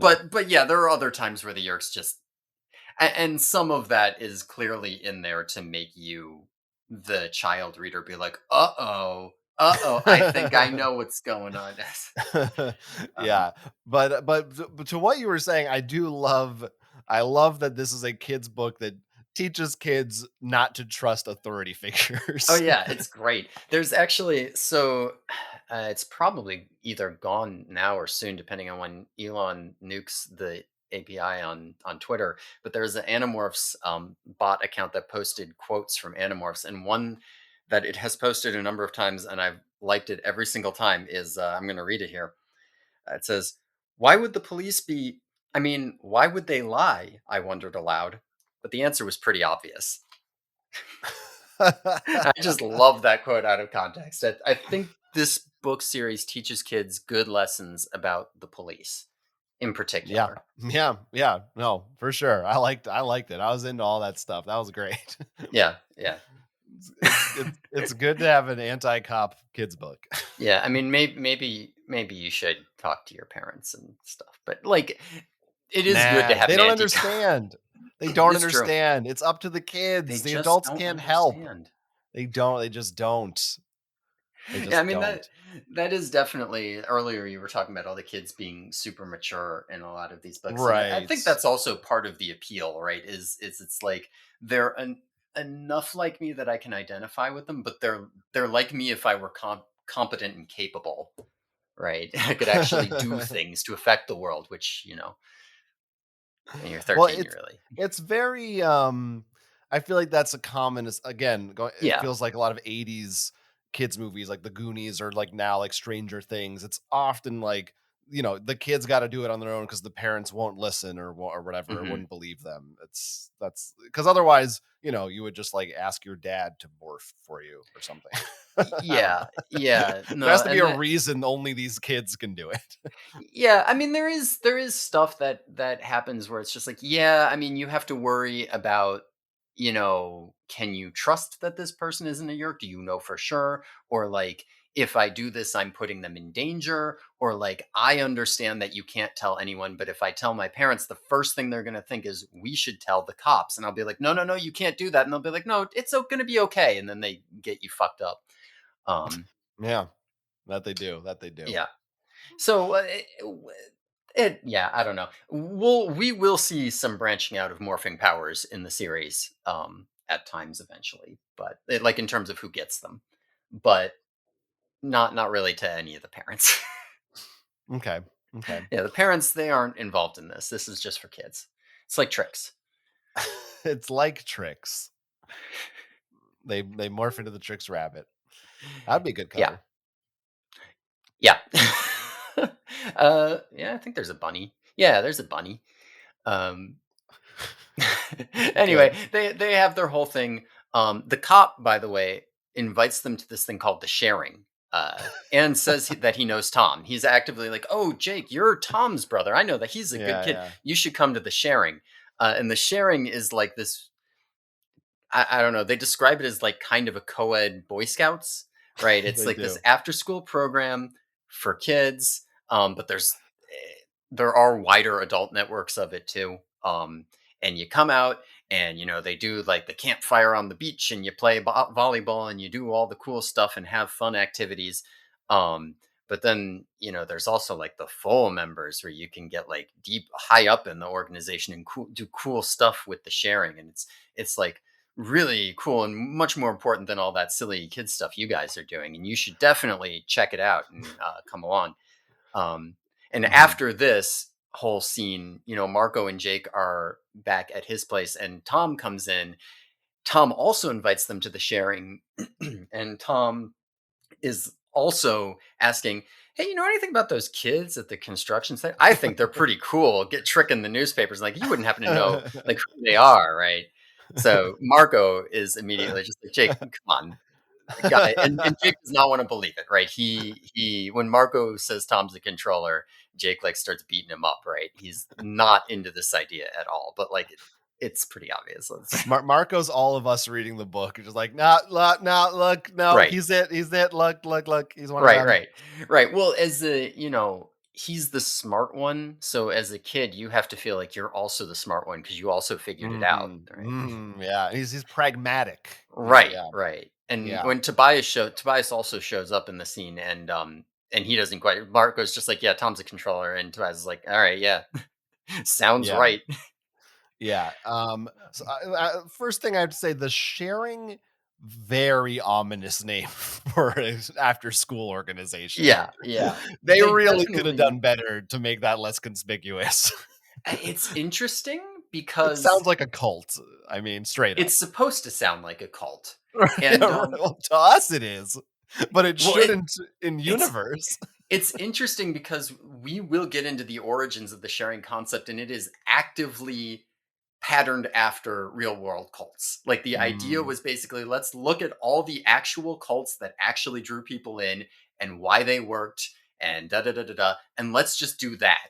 We'll make a cult and we'll get a bunch of voluntary controllers and we'll use that because those are yeah, easier to control. Because that's the thing that we're going to talk about to some extent, which is that some people just decide they want yerks in their head and they're right. like trying to exploit these people in particular as a base for infiltration so that they can get all the other because it's just way easier to deal with if the hosts want to do I just think just call it, Fun Pizza Club. it. More kids will sign up Well, for it's Fun also for Pizza Club. adults, remember. They do want the Mm, weirdo adults with nothing better going for them in their lives. okay. Yeah, Um, all right. I think it's important to point out during this scene they were playing a quote a CD game called Dead Zone 5. Dead Zone 5. Yeah, I actually read that when they re-released these books, they took out Oh, I the heard phrase that. CD computer, so it was just a game, Yeah, not they a like CD computer updated the game. books. Yeah. Yeah. That's I no know I good. haven't read the whole thing, but I yeah. Now, I do think I think Tom being a controller is a really good. I don't even know if you call it a twist, but it's a good wrinkle.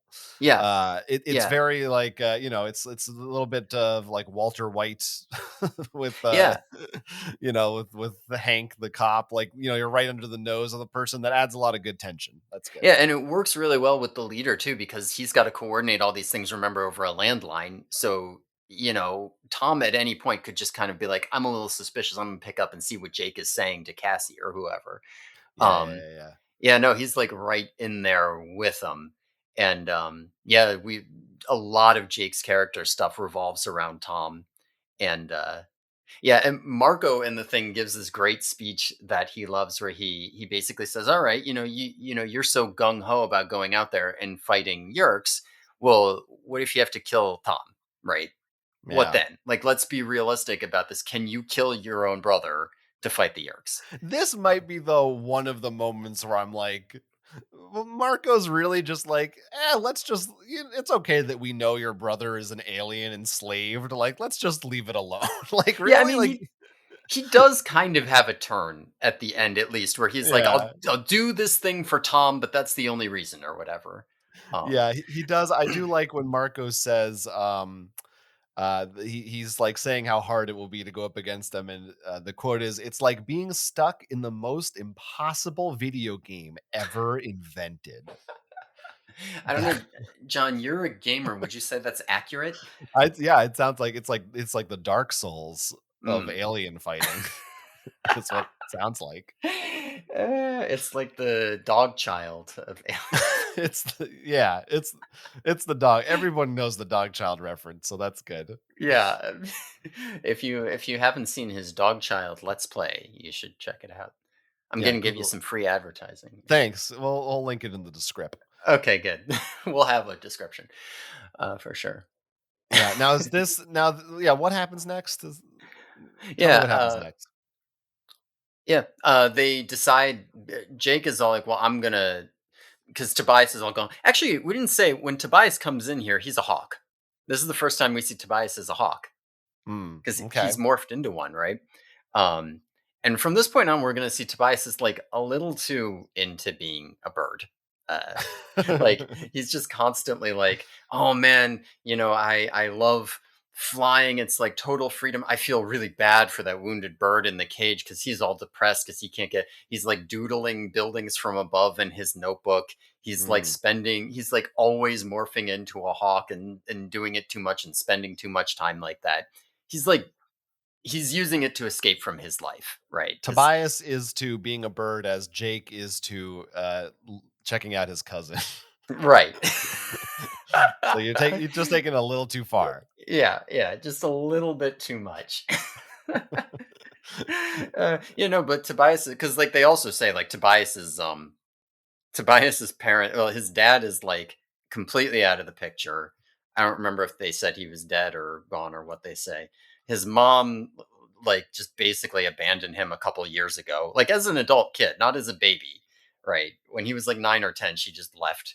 And now he lives with his aunt and uncle who are divorced and live on opposite sides of the country. And he bounces back and forth and they don't like him either.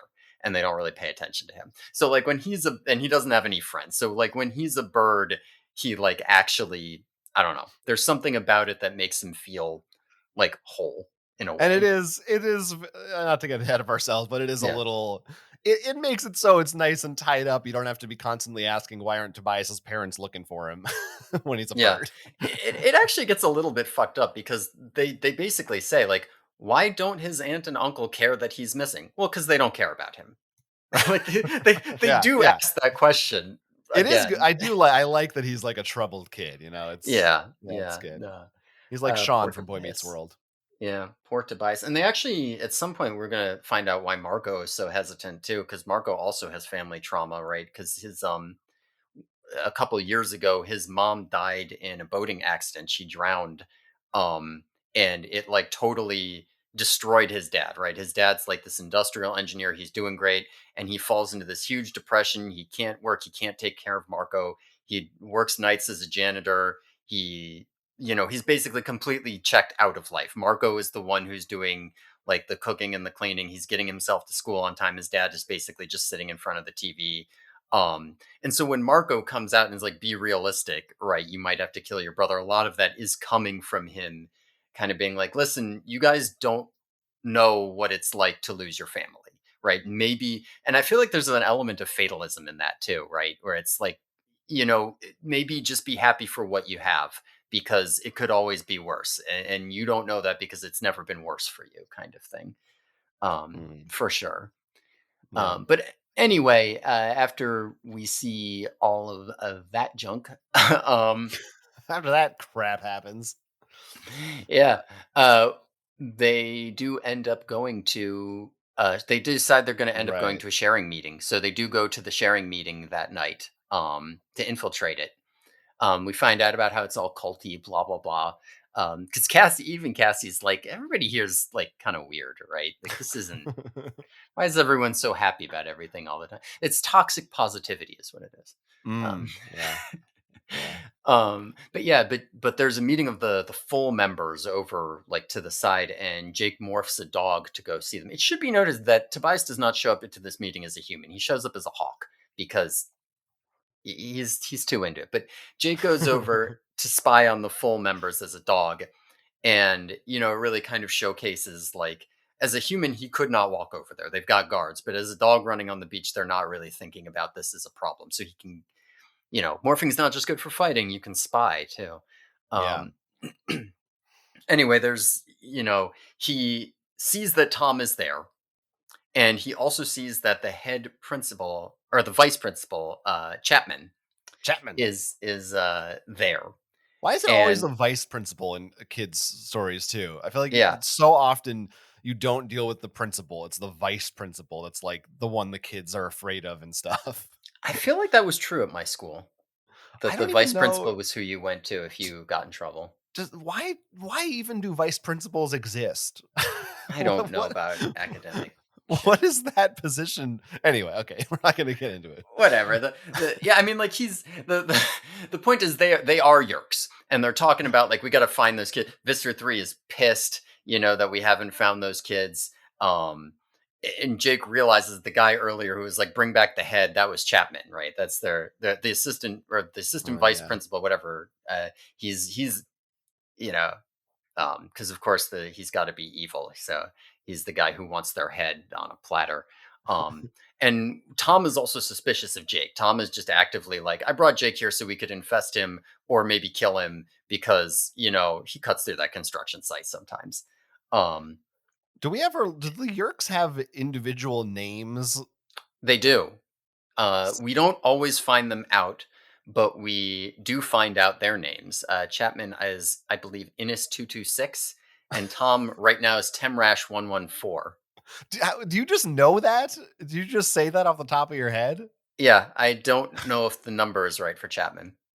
Okay. I Alright. do. Some of Okay. them you'll know because they'll say them way too much. Some of them you'll have to whatever, you probably will forget. But like eventually you'll find out that Visser 3 is Esplin 9466 and you will remember that by the end of the series. Okay. Alright. Um anyway, It's like an AIM screen name? They have to add numbers like there was already the other one was taken? They yeah, have I don't numbers. so yeah, like the Innis is like a family name or something. And then the 226 somehow, I don't know what the number It's the signifies date of exactly. their birth or something. I don't It's know. not you know what? I don't know because How do um Yerks procreate? I have too many questions. so Yerks actually procreate. Oh, Three no. Yerks come together and the Oh, three no. parents die and make a whole bunch of grubs, right? So this is the weird thing is because Esplin 9466, the double six at the end signifies a twin. He's got a twin, but I don't understand like what constitutes a twin when a whole bunch of grubs get made at once. I don't know. I have questions. We'll talk about it. The lore is deep. The lore is deep. The lore is deep. Speaking of things that are deep, that's the best I could do. Is this Mhm. this is also where we're introduced to the concept of the Yerk pool, correct? Right? Or does that happen a little later? Oh yeah, Tobias talked about it earlier because Tobias has extra information because Elfangor beamed it into his head. Oh, Uh, yeah, he was out looking for it or something. yeah, that's why he was a hawk. Yeah, so um, Yerks feed on something called well, they to feed they have to go into a Yerk pool and have Kandrona rays beamed at them. Kandrona rays are some kind of thing produced by their sun and somehow they can feed on them when they're in the Yerk pool, which is this, yeah, I don't know, it's this large sludgy thing, Now, do right? And they so call it the Yerk pool or just we call it that? we call it the Yerk pool. They have names for their pools, although I think the main pool we see here in this story, I don't recall it ever getting a name. Okay, so it'd just be weird if you're like, "We gotta go to the human pool," right? Yeah, I don't know. The pool that often gets referenced on the Yerk homeworld is the Salt Nyar pool. It's where Chapman's from. I believe it's where I think it's where all of the initial Yerks that left are from because I think that was the one that Zero. Yeah, whatever. Anyway, we'll get there. um, Yeah, it's at this point I wanna say, uh now, I mean, I know, Yerks aren't an entirely new concept, right? Like, pod people and body snatchers, that stuff's been done before, but, if anyone has watched the HBO show Peacemaker, nope. mild spoilers for that show, but that season is basically season 1 is about Yerks. Like, they basically Hmm. took this exact like, there's pretty I mean, it's different, but essentially there's a pool they gotta go to, and they wanna destroy it, and they're like Mm. there's little aliens in people's brains and stuff. Yeah, the So, pool's a little derivative. I mean, the idea that it's alien not slugs steal your literally a brain is not. pool. Yeah. Yeah, but it's like they do, like they crawl. There's just a lot of overlap there, which I think is Yeah, I interesting. mean, it's not exactly. I don't think that brain stealing slugs was particularly original to Animorphs, though I couldn't Hmm. like list off prior examples or anything.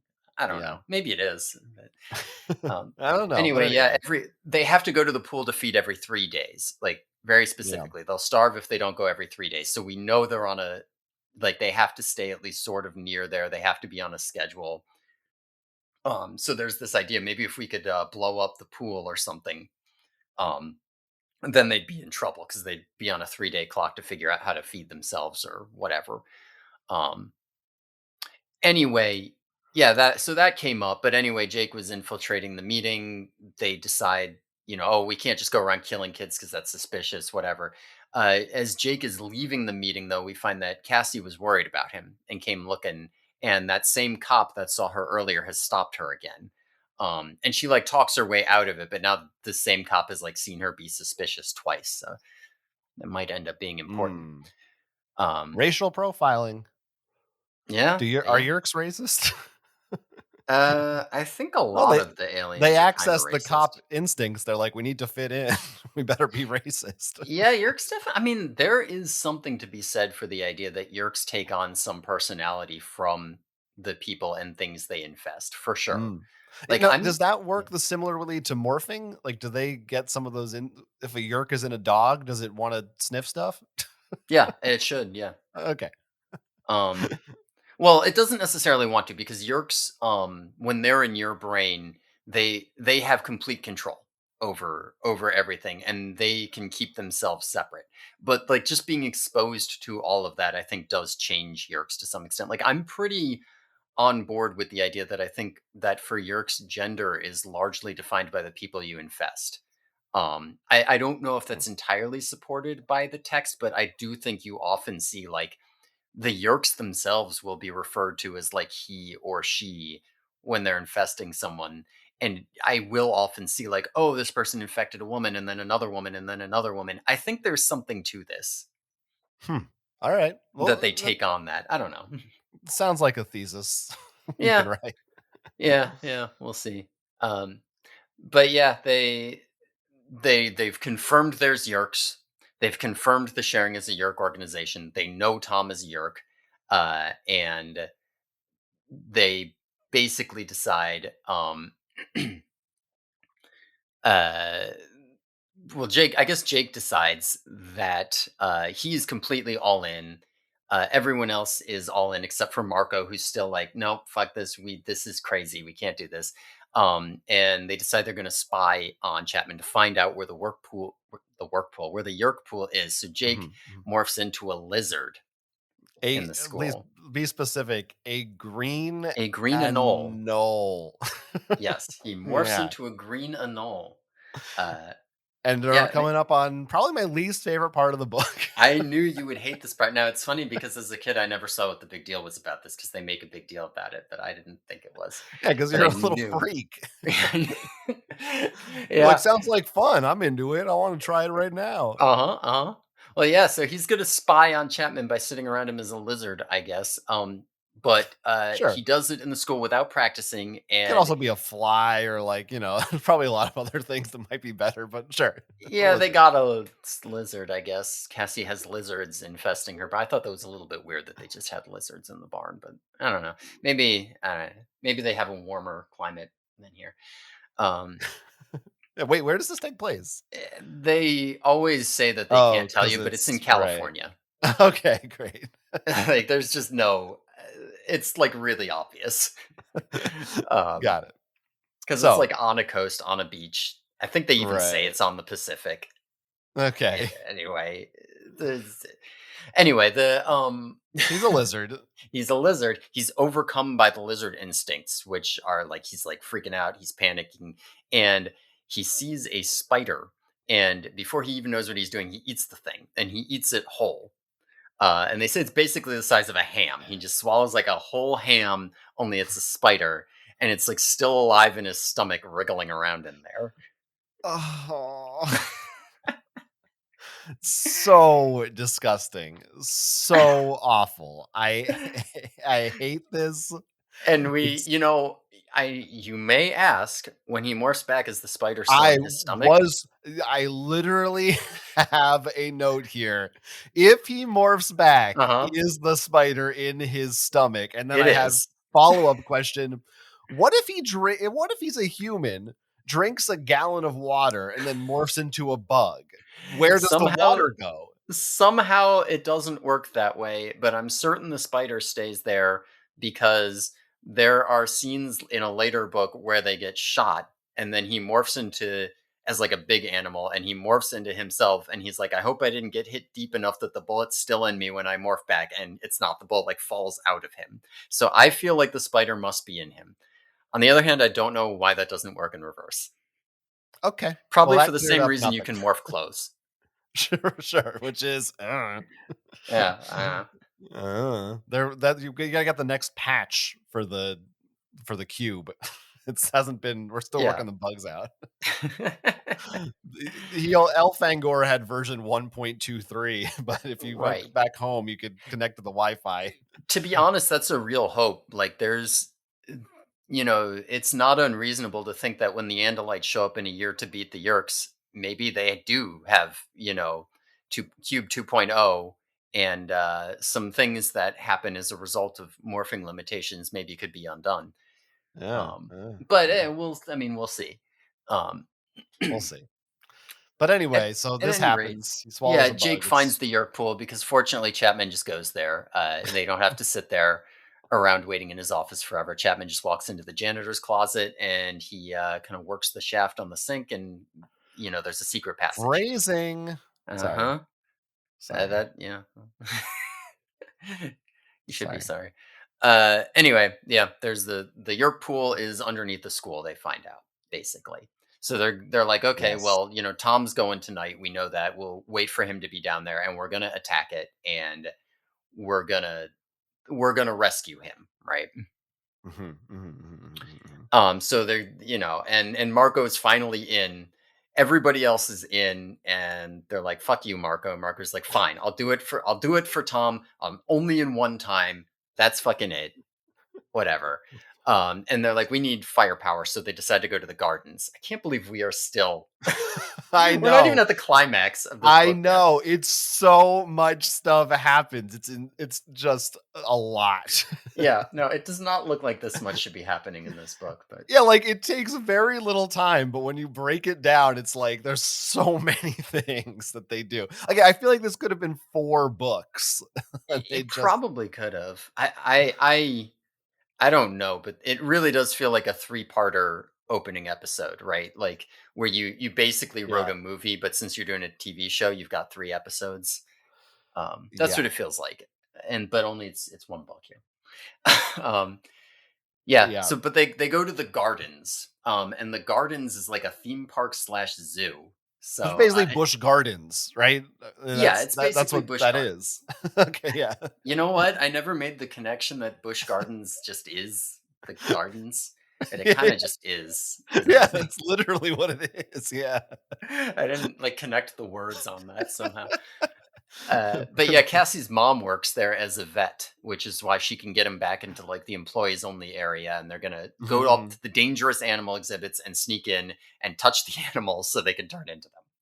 Yes, and there's Uh, also I like the part here where Cassie's explaining things to them, and she says, "Just for clarification, meds are mhm. medicines." Yeah, yeah, yeah. The Cassie, we didn't those canonically, Cassie is very awkward. okay. Like she's not. Just wanting to know meds are medicines. Yeah, it didn't want to throw too much jargon in there. I I also think she was yeah. self-conscious because she was like, "Oh, they take the meds." Oh, I mean, I don't want to But I don't know, did sound they like I'm think doing it. kids, like, wouldn't know what meds means? I Is that don't know. I wonder. I don't know. But so, yes, they break in. I don't know, I wrote a quote down. I can't remember if it happens before or after, um, the zoo part. It's like it's when they're at the zoo. I don't remember if it's pre or post animals, but I feel like we must discuss it. Yes, I believe it is Rachel who, like, sees them or something, or she's looking for, Jake and I think I Marco know what this maybe. line is. Yeah. Yeah, yeah, and she says, "What did you do? Morph into a midget?" And I just went, "Uh-oh. Uh-oh. Yeah, Uh-oh, couldn't say okay, that today. I wonder if they Applegate." changed that in the updated version. Yeah, you cannot say that, so, Yeah, surprised it wasn't Marco who said that. yeah, I in my head, I'm pretty sure it was Rachel, but I Yeah, it was Rachel. I yeah, mean, I guess she was saying it to Marco, but like that's yeah. a Marco line. Let's be But there's a little bit, but other than that, that was the one line really in the book and even that is, as far there's as a problematic things go, it's not that there is terrible. a part later where Marco says like, "Oh, we might as well just kill ourselves now," and I was like, "I don't know if you could get away with writing this now." Oh yeah, there's some stuff I don't know if they would. I'm surprised then they let him do some of this stuff. Yeah, I mean, yeah, I guess some of the stuff I wonder because, like, for example, earlier when Marco was like, "Oh, we'll see how gung ho you are when it's your own brother you want to kill," he doesn't say kill. He says when it's your own brother you have to destroy, and Mm, it felt a little awkward, and I was wondering if that was a mm. censor. But if it was, that means the censors looked at this book, which Mm. would be weird to me. Yeah, that's a big thing in, like, kids' cartoons, or they never Yeah. we must defeat them or vanquish them or whatever. It's Yeah, and it yeah. isn't like Visser 3 doesn't say like, "Oh, I'm gonna kill you," or Well, like it he's the does. bad guy, I guess. He's allowed to say Yeah, it. I guess. I don't know. Anyway, should we just kind of speed through this? I mean, they touch a tiger and a gorilla, and they Yeah, get Margot they gets get him. Big Jim. They Big Jim the Big Jim, gorilla. I yeah. like Big Jim the gorilla. And Yeah, Jake gets the tiger. I he's like cool. the scene where they do the tiger because they're like running away from security and they run into the Yeah, it's tiger good. exhibit. Like, well, we'll get away here, and they're like, how come security isn't following us into this exhibit? Yeah, it's funny that security is basically, like, they're the antagonists of this scene, but Yeah, they're clearly, like, they're completely in the right in yeah, this. no, yeah. Like I can. Those poor security guys. Probably just like fuck, Yeah. fuck, fuck, They're fuck. probably I all mean, you can't. fired after this too. Like, I'm Yeah. this zoo should be shut down. Like, it's like going to be a Harambe level controversy after this is. Well, I They guess don't they have didn't have to security shoot cameras, I any of the guess. tigers. I guess not. I guess Yeah. not. Anyway, Jake gets the tiger. He touches it to put it into a trance so they can escape. And yeah, they get out. Oh, I did want to also point out that the gardens has dolphin shows. I don't know if that's Mhm. Mm. entirely ethical by Mhm. It's today's not. standards. Well, Hmm. zoos are really on the. They're up for debate too. Just as a whole. I'm more okay with, but dolphins are a little much. Maybe Yeah. no, maybe not like the chimps and stuff and the gorillas. Yeah. Free Harambe. Yeah. I'll take one. So anyway, so then we basically cut to the Yerk pool, right? From there, they go to the school and they're like, oh, we Yeah, have an idea. although before we get there, it's important, like when they're trying to go out, like things aren't great, like right off the bat. 'Cause, like they're following Tom out, right? But when Jake's calling around, Cassie is missing, right? They like call he's like calling her up, and her mom's like, Right, Cassie's not right. here. We don't know where Cassie is. No one knows where Cassie is. So already off the bat, it's like something's not right. We're gonna do it anyway. When they get there, Tobias is already a fucking hawk again, even though there's a time limit. Um, Tobias yeah, it just like everything, again. whatever. And as they're going in, they see that that same cop earlier had come by and he grabbed Cassie and he's dragging her down to the Yerk pool. So he's got Cassie.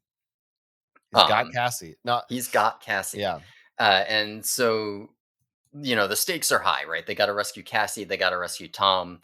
Maybe hurt the Yerks. Whatever. They go down into the pool. They just kind of walk. They just kind of walk in like they belong there because the Yerks won't recognize them. But Tobias is a hawk. Like, do they normally? you know I don't this know. this whole this is feels this is the riskiest play.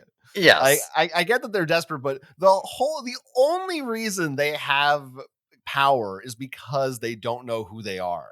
Right. Like Yeah. it feels like even by the end of this, I feel like there's a couple parts where I'm like, Someone should have seen their faces. I feel Yeah. like they know." Yeah. There are some points in later books where they almost try to explain it a little bit, but yeah, it never really makes sense. They always are taking way too many risks and they should have been found out. Like 100%. Yeah, they do. It's implied that I think Cassie murders one of the guys who saw them, maybe. Yes. Yes. But Yes. She does. the Yerk pool is genuinely terrifying. Yes. This When is they go a down there, yeah. I mean, I was serious gonna say, horror show. yeah, the first thing that happens, right? You open the doors, you hear people screaming from down below. Yeah. It's like Marco makes a reference, like it. You sure we're not just like walking into hell? Is this actually?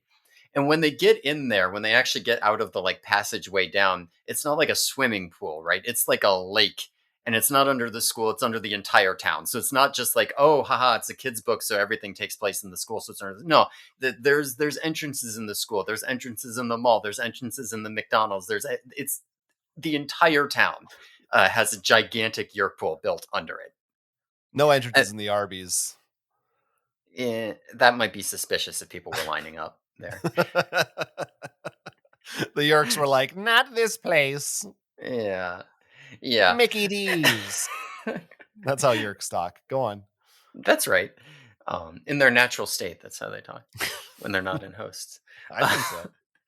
Yeah, but there's like cages lining the Oh, walls with yeah. like people like howling because they're freed while their Yerk is in there and they can't get out. I think there's like a lounge. Oh, there is a lounge. I don't know if Yeah. it's described Yeah. here for all the Yes. voluntary controllers and dudes just hanging out. Like, yeah, this is cool by me. I signed up for this. Fuck Right them. next to all the kids yelling and being tortured and crying for their lives is just like a few guys in suits drinking coffee and reading the paper and watching I'm sports. pretty sure there is a McDonald's down there, if I'm remembering this right. Like, they just fucking set up a franchise.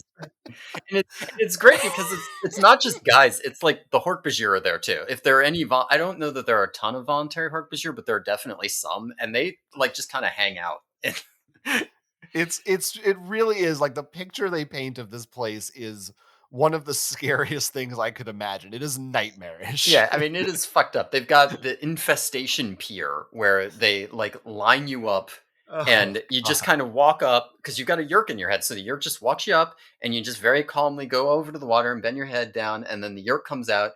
And then immediately you like regain control and start screaming and crying. And the Hork-Bajir guards grab you and drag you off and throw you into a cage while the other guys are just waiting to line up and go in. And then there's the reinfestation pier where they drag all the screaming people out and force their heads into the water and then they get up and walk away like it's nothing. Um, Yeah. Yeah, yeah, it's dark. It's it's very fucked. dark. Yeah, it's fucked. Very And dark. Cassie's like on the pier too. Like they get her all the way there before Tobias comes in and like he comes in and like hits the Hork-Bajir in the eyes and rips out his eyes and Cassie runs for it. Um, Yeah, so let's get so the kids start murdering everyone. Yeah, the kids turn into animals. Rachel's an elephant. We didn't see what she got. It's actually kind of Yeah. it seems to be implied that, Jake and Marco got their battle morphs. It seems like Tobias did not get another morph, and it seems like Cassie did not get another morph. It seems like only Rachel of that other group actually went out and got something. Yeah. Because we They're don't like, I "Eh, mean, horse is good. yeah, I'm good with Cassie's horse." just a horse. Yeah, I mean Tobias is obviously fine with a hawk, but it seemed I don't know. And it also seems from the writing, it feels to me that Rachel and Marco did not practice their morphs before this. No, no. Yeah, I don't think so, Which, no. like, we've already been over how this fucked Jake up and what like it just seems like the worst possible time to not. Yeah, they're kids. They're stupid. They're stupid kids. Yeah, clearly. I don't But yeah, but this is the part of the book, as you alluded to, there's like they describe like the place where the thing's eyes used to be, I think is the yeah, line. I think they do, yeah. There are some very graphic maulings of aliens in this scene. There's another one where they talk about like someone's guts being ripped out or something. Like it's very Yeah, I violent. mean, yeah, Rachel stomps a taxon and they And describe in detail its like gooey inside yeah, splattering out everywhere. yeah, and They we've try to established that A, these are sentient beings, yeah, and yeah. B, that this isn't their fault Yeah, it's really necessarily. weird when because they really do go all in on graphic violence against Hork-Bajir.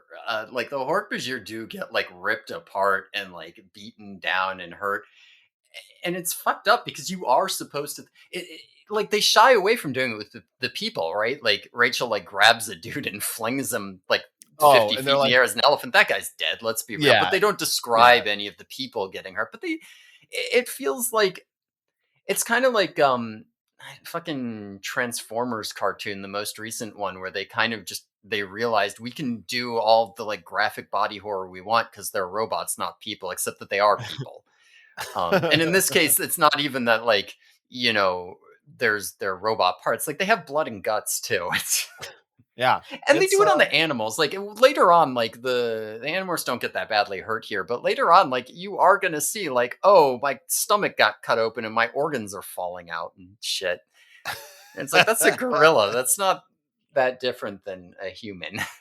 yeah, it's really I was a little shocked. I was Yeah, like, "Oh my yeah, god." yeah. Oh yeah, and They that and they're also they're does not stop. murderers.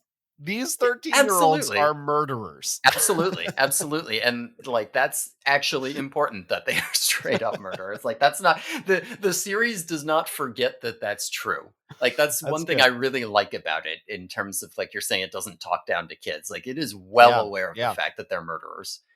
yeah, and Um, they succeed in their mission even, facing off against handheld Dracon beams. well, I don't know if they succeed exactly. Well, they rescue Cassie. I really just wanted to say handheld Dracon beams. Yeah, I mean, the aliens have guns, right? They aren't just I just that feel would be like a I little don't weird. think that was established earlier unless I missed it, so it was interesting that they dropped that term. Yeah, I don't think they did show them earlier, but they do have them.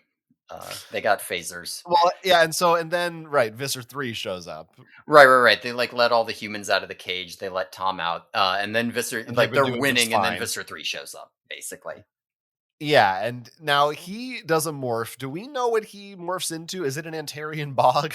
no. I It's believe on the something wiki it is horrible. called a creature with a thing for the number 8. Like, It I'm doesn't have sorry, a what? name.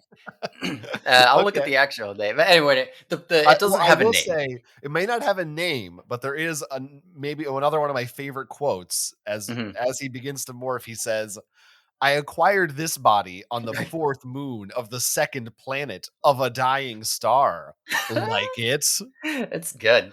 What a Yeah, what a specific. Which one is the fourth moon? Is what I want to know. How do you know what order the that's moons a are good in? question. Maybe Did there's they a standard Andalite system.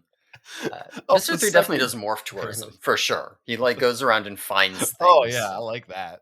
Yeah. Yeah, but he becomes like a giant. It sounds like an insane monster They're thing. always giant monsters. I mean, this is part of the fun of reading it as a kid is being like, what's the giant monster Visser 3 is going to turn into this book? But yeah, he's got How like could they 8 top arms, this? 8 legs, 8 heads. He shoots fireballs from his mouth. Yeah, it's nuts. This is like a 6-year-old just like scribbling with crayon, like, yeah, and it's Yeah. got this many legs. Yeah, it's like, well, okay, cool. That's Oh, not well, 8. anatomically It's got 8. 8 everythings. everything's you say. I mean, to be honest, if I was a kid, I would have drawn it with 8 dicks. I was that kind of kid. I thought that was funny as hell. Reminds me of Super Bad. I So don't remember that movie because it was too problematic for me. so so they do get away. I mean, they don't save Tom. They don't like Yeah. destroy the Yerk pool, Yeah. but they save They don't Cassie. destroy anything. They don't save Tom. They do get away with one lady on Cassie's back Oh yeah, as a there's a horse. late. They One save. lady gets What do they saved. do with that lady? They like let her go, and I guess I don't know. Aren't I the don't know. I guess Yerks she just just going to be never. like, yeah? Why aren't you showing up at the meeting this Yeah, week? they Like, somehow they don't hunt her down ever again. She gets away, or if they do hunt her down, she it doesn't really. She maybe she thinks the kids are other people who escaped and doesn't realize. I don't know. It's not. There's a lot of things like that that don't quite fit. But yeah, it's just like, look, it's a feel good story. They got one person saved. I mean, you should know Cassie had 2 people it's a riding on her. One of feel them got good fireballed story. off. Jesus. Yeah, Yeah, yeah, no, it's dark. it's fucked. And I should also mention that Visser 3 does not realize they're humans. He sees them all Right. and he's like, "Ah, these are the Andalite bandits," which is Yeah, the phrase they use the for the rest of the series. Vandalites. Yeah, he thinks they're more Andalites who survived because obviously humans can't morph, but Andalites can morph. And that's great. I think that's a really fun. It's fun that they have that little piece of knowledge over him. That's a good Yeah, trick. yeah, it's fun. There's definitely there come points where it's like, how does he not know? Like, and again, they try to explain it, but it doesn't quite. It's fine. It's fun. It's fine. It's Um, fine. yeah, And then we're basically at the end of the book. yeah, and I mean, this is the end, right? Where they get back. Um, they have a slight victory in that they didn't lose, and they showed the Yerks that they're strong. But Tobias comes back, and he couldn't come out with them, so he had to hide out in there, and it took too long, and now he's stuck as a hawk because he was there for over 2 hours. So we've been That's right. alluding 2 to of our all Earth book. hours. Yeah, and it's a very haunting and truly terrifying note to end this book on. Yeah, yeah, no, they really do. They go out, the last thing you hear is just like, "Well, Tobias is fucked. He is stuck as a hawk forever. He will never be a human again." Right? Yeah, yeah. I Um, mean, like, it's a it's real loss. It's fucked. it's quite unsettling. It's quite disturbing. Yeah. And that's like the end of the book. Yeah. Like Yeah. it really leaves you a lot to ponder. Yeah, so they don't. Last time I said we would learn what a nothlet was. I guess they didn't say it in the book, but a nothlet is someone who's stuck in morph. Just so we'll Ah, clear up that mystery from last time. okay, okay, yeah. So So yeah, I mean, we'll delve into like Tobias stuff. I'm sure in a Tobias book. yeah, Tobias is book 3, so it won't be long till we get a good. Yeah. Tobias actually is fewer. Like Tobias books are every book that ends in 3, so he only gets one per every 10 books instead of two. Um, What the which fuck? seems weird to me because everybody loves Tobias and everyone identifies with Tobias, but Yeah. Yeah, I guess they're like, "Look, we can only do so much. He's a bird. He doesn't get to go to school. It's hard to write for him." it's true. He does not get to go to. I mean, he has a lot of shit that he has to work through. But yeah, he doesn't get to go to school anymore. He doesn't get to morph along with the rest of them. So like if they're trying to do something, if they gotta, for example, morph into fish, I mean, he's a bird. He's just gonna hang around. Right. Um, so Now, okay, a couple things that we kinda skipped over. One, this is not very important, but I I like this part where Jake is having dinner with his family, and he says, "My mom's a writer, so she hates TV, unless it's one of her favorite programs." It's like, she's got. you know how all writers hate TV. Well, she's picky. He's 13, so I think what he means is I put on the show that I, the 13-year-old, like, and she's like, "Well, this is garbage. I could write better than this." Now, let me tell you about a real show. This feels like My maybe favorite. some K.A. Applegate self-insertion. It could be. It No, could no, be. do we know what kind of writer Jake's mom is? I don't. I don't recall it ever coming up again. Okay, Maybe we'll find that's out. that's not really important. The real thing that we did skip over that I feel like we must discuss is Yeah. the when they come up with the term animorphs, Mhm. right? Because I mean, this is a big thing. I feel like in any, especially like superhero movies, there's always the moment where someone's got to be like, "Hey, you're some kind of like a man that's super." Uh, or in a lot, I feel like a lot of modern ones, it'll be like the papers are calling him the Vulture. So whatever, that's what we call him now. And it's often like it's hard to do it in a cool way that doesn't sound stupid usually. But Marco has the Oh yeah. solution. He Yeah. just says it. He says, "Oh, I'm sure we could talk them into letting us in for nothing." Talking about this Cassie's zoo or whatever. Just tell them we're animorphs. Tell them we're what? Idiot teenagers with a death wish. Animorphs. I tried the word out. It sounded okay. Yes, we'll call our series that. It's okay, I guess. It's okay. Yeah. It's fine, good enough. Yeah, I mean, it is kind of in character because Marco is always making shitty jokes, like, constantly. He's funny. Marco's funny. Yeah, I like him personally, but, like, Marco is definitely the kinda guy who would say any of these things he's and the just hope that something stuck, so it kinda works that he would just make up a word like Animorphs. he's the Chandler of the group. He is the Chandler. I was wondering as I was reading it, like I was like, maybe they never say it. Maybe it's only the title of the book. But no, they say it. They say Yeah, they it. call themselves Animorphs in the books, like, "The Animorphs, we gotta get together," and it just stuck. It's like, That's how like good Marco is at these I things. respect that they didn't make it like, it's like, look, it's there. We did it. It's like one paragraph. We can move on as opposed to we have to have a meeting. What should we be called or anything stupid like that? So Yeah, yeah, there's worse ways they could have done it. Yeah. yeah. I also took a note. I wrote down a list of all the pop culture references that I noticed. Oh, yeah. Yeah, I wanna hear the list. There weren't that many in this book. There, of course, they referenced Sega. Mhm. They mentioned both Storm from X Men. Right. Like that's their wording. They call her Storm from X Men. Yep, They reference phasers from Star Trek. They getting to be on David Letterman. yep. They also reference Superman. Like Marco says, "Oh, suddenly you're the Fantastic Four." just because there are four people who are together. How many of these are Marco? Probably half, at least half of them. Like this one, when he also says when he meets Big Jim the gorilla, "I loved your work in King Kong versus Godzilla." I think he references King Kong again when He he's beating does. up. Yeah. He does. He says, "Just call me King." King Kong. In case you didn't know. They reference Tarzan movies. I don't know if that counts. They also I think reference it does. Godzilla later on. So a lot of big, monster Godzilla kaiju references, but and a lot of comic book references. Yeah, we So should keep track of these. We can see if the references evolve as the series goes on. yeah, if they repeat the same ones over and Some of over. them are, I mean, I'm actually a little bit surprised they didn't say it because Jake says that Rachel's like Storm from the X-Men, but later on Marco just starts calling her Xena Warrior Princess. So just all the time, every book. Interesting, interesting. So to wrap things up from my end, I will just say I think that the genuinely this is a great concept for a series of books. Turning into animals already, like that's an interesting hook.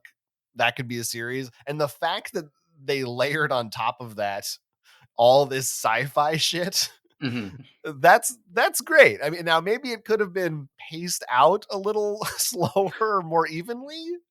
It's a More lot to take evenly is in. probably better. There's going to be some books where you'll be like, why doesn't anything happen?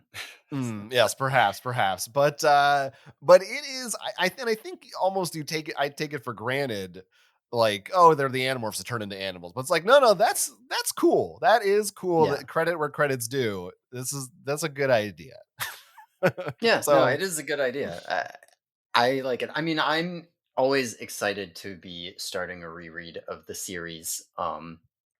Yeah, I mean, because I love it, and I just know all of the shit that we're gonna see and all the cool stuff. So it's always nice coming back to the beginning of this, and it also makes me excited because now, since you're gonna have read it, I'll be able to reference it to you all the time, wow, and exclude certain can't members of wait. our friend group who might not have Mm. listened to it and who might not listen to this podcast, even though they should. Yeah, I wish there was a word like muggles for non-animorphs. Just call Yeah, them something from else. it's the all the I mean, that's everybody though. There's Animorphs and the Animorphs that get the word because they're the cool kids. Everybody Yeah, else doesn't get a word. they don't get a word. Yeah. Yeah, the Yeah. non-morph capables.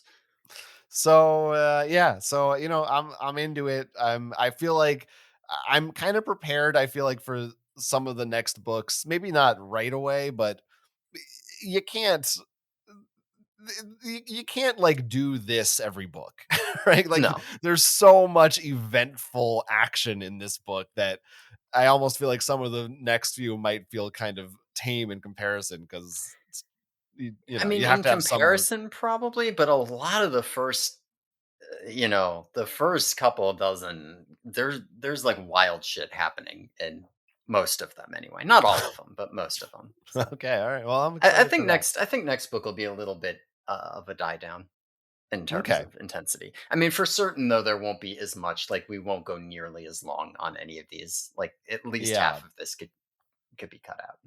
Yeah. Yeah, Mhm. no, this was just there was so much. There Yeah. was so much. Well, if anyone's listening to this, we theoretically have launched. In theory, we have. Yeah, And we do have an email address, which is officially theyerkyboys@gmail.com. we got it. Nice. So, I mean, I guess just please don't put spoilers in there, I guess. I don't Yeah, or know. if you do put spoilers, say it in the title so I can look at Yeah. it and not Yeah. John because I Yeah. I know everything. But yeah, please write us with feedback or whatever questions or comments. Uh, Yeah, a- and if you want to follow me on the web, you can check me out at Quince on Twitter or my other personal projects at my website, jonathanestis.com. yeah, and you can follow me at DogTimesMcGee on Twitter if you so choose. Man, Um, clean yeah, this time. We did it real clean. next time it'll be even better. Anyway, thanks everyone for listening. Tune in next time when we'll be discussing book two, The Visitor, in which Rachel turns into a cat on the Yerky Boys. Oh wait, we forgot we were going to give these books ratings. Oh shit, we did. Whatever, fuck it. We'll do it next time. All right, great.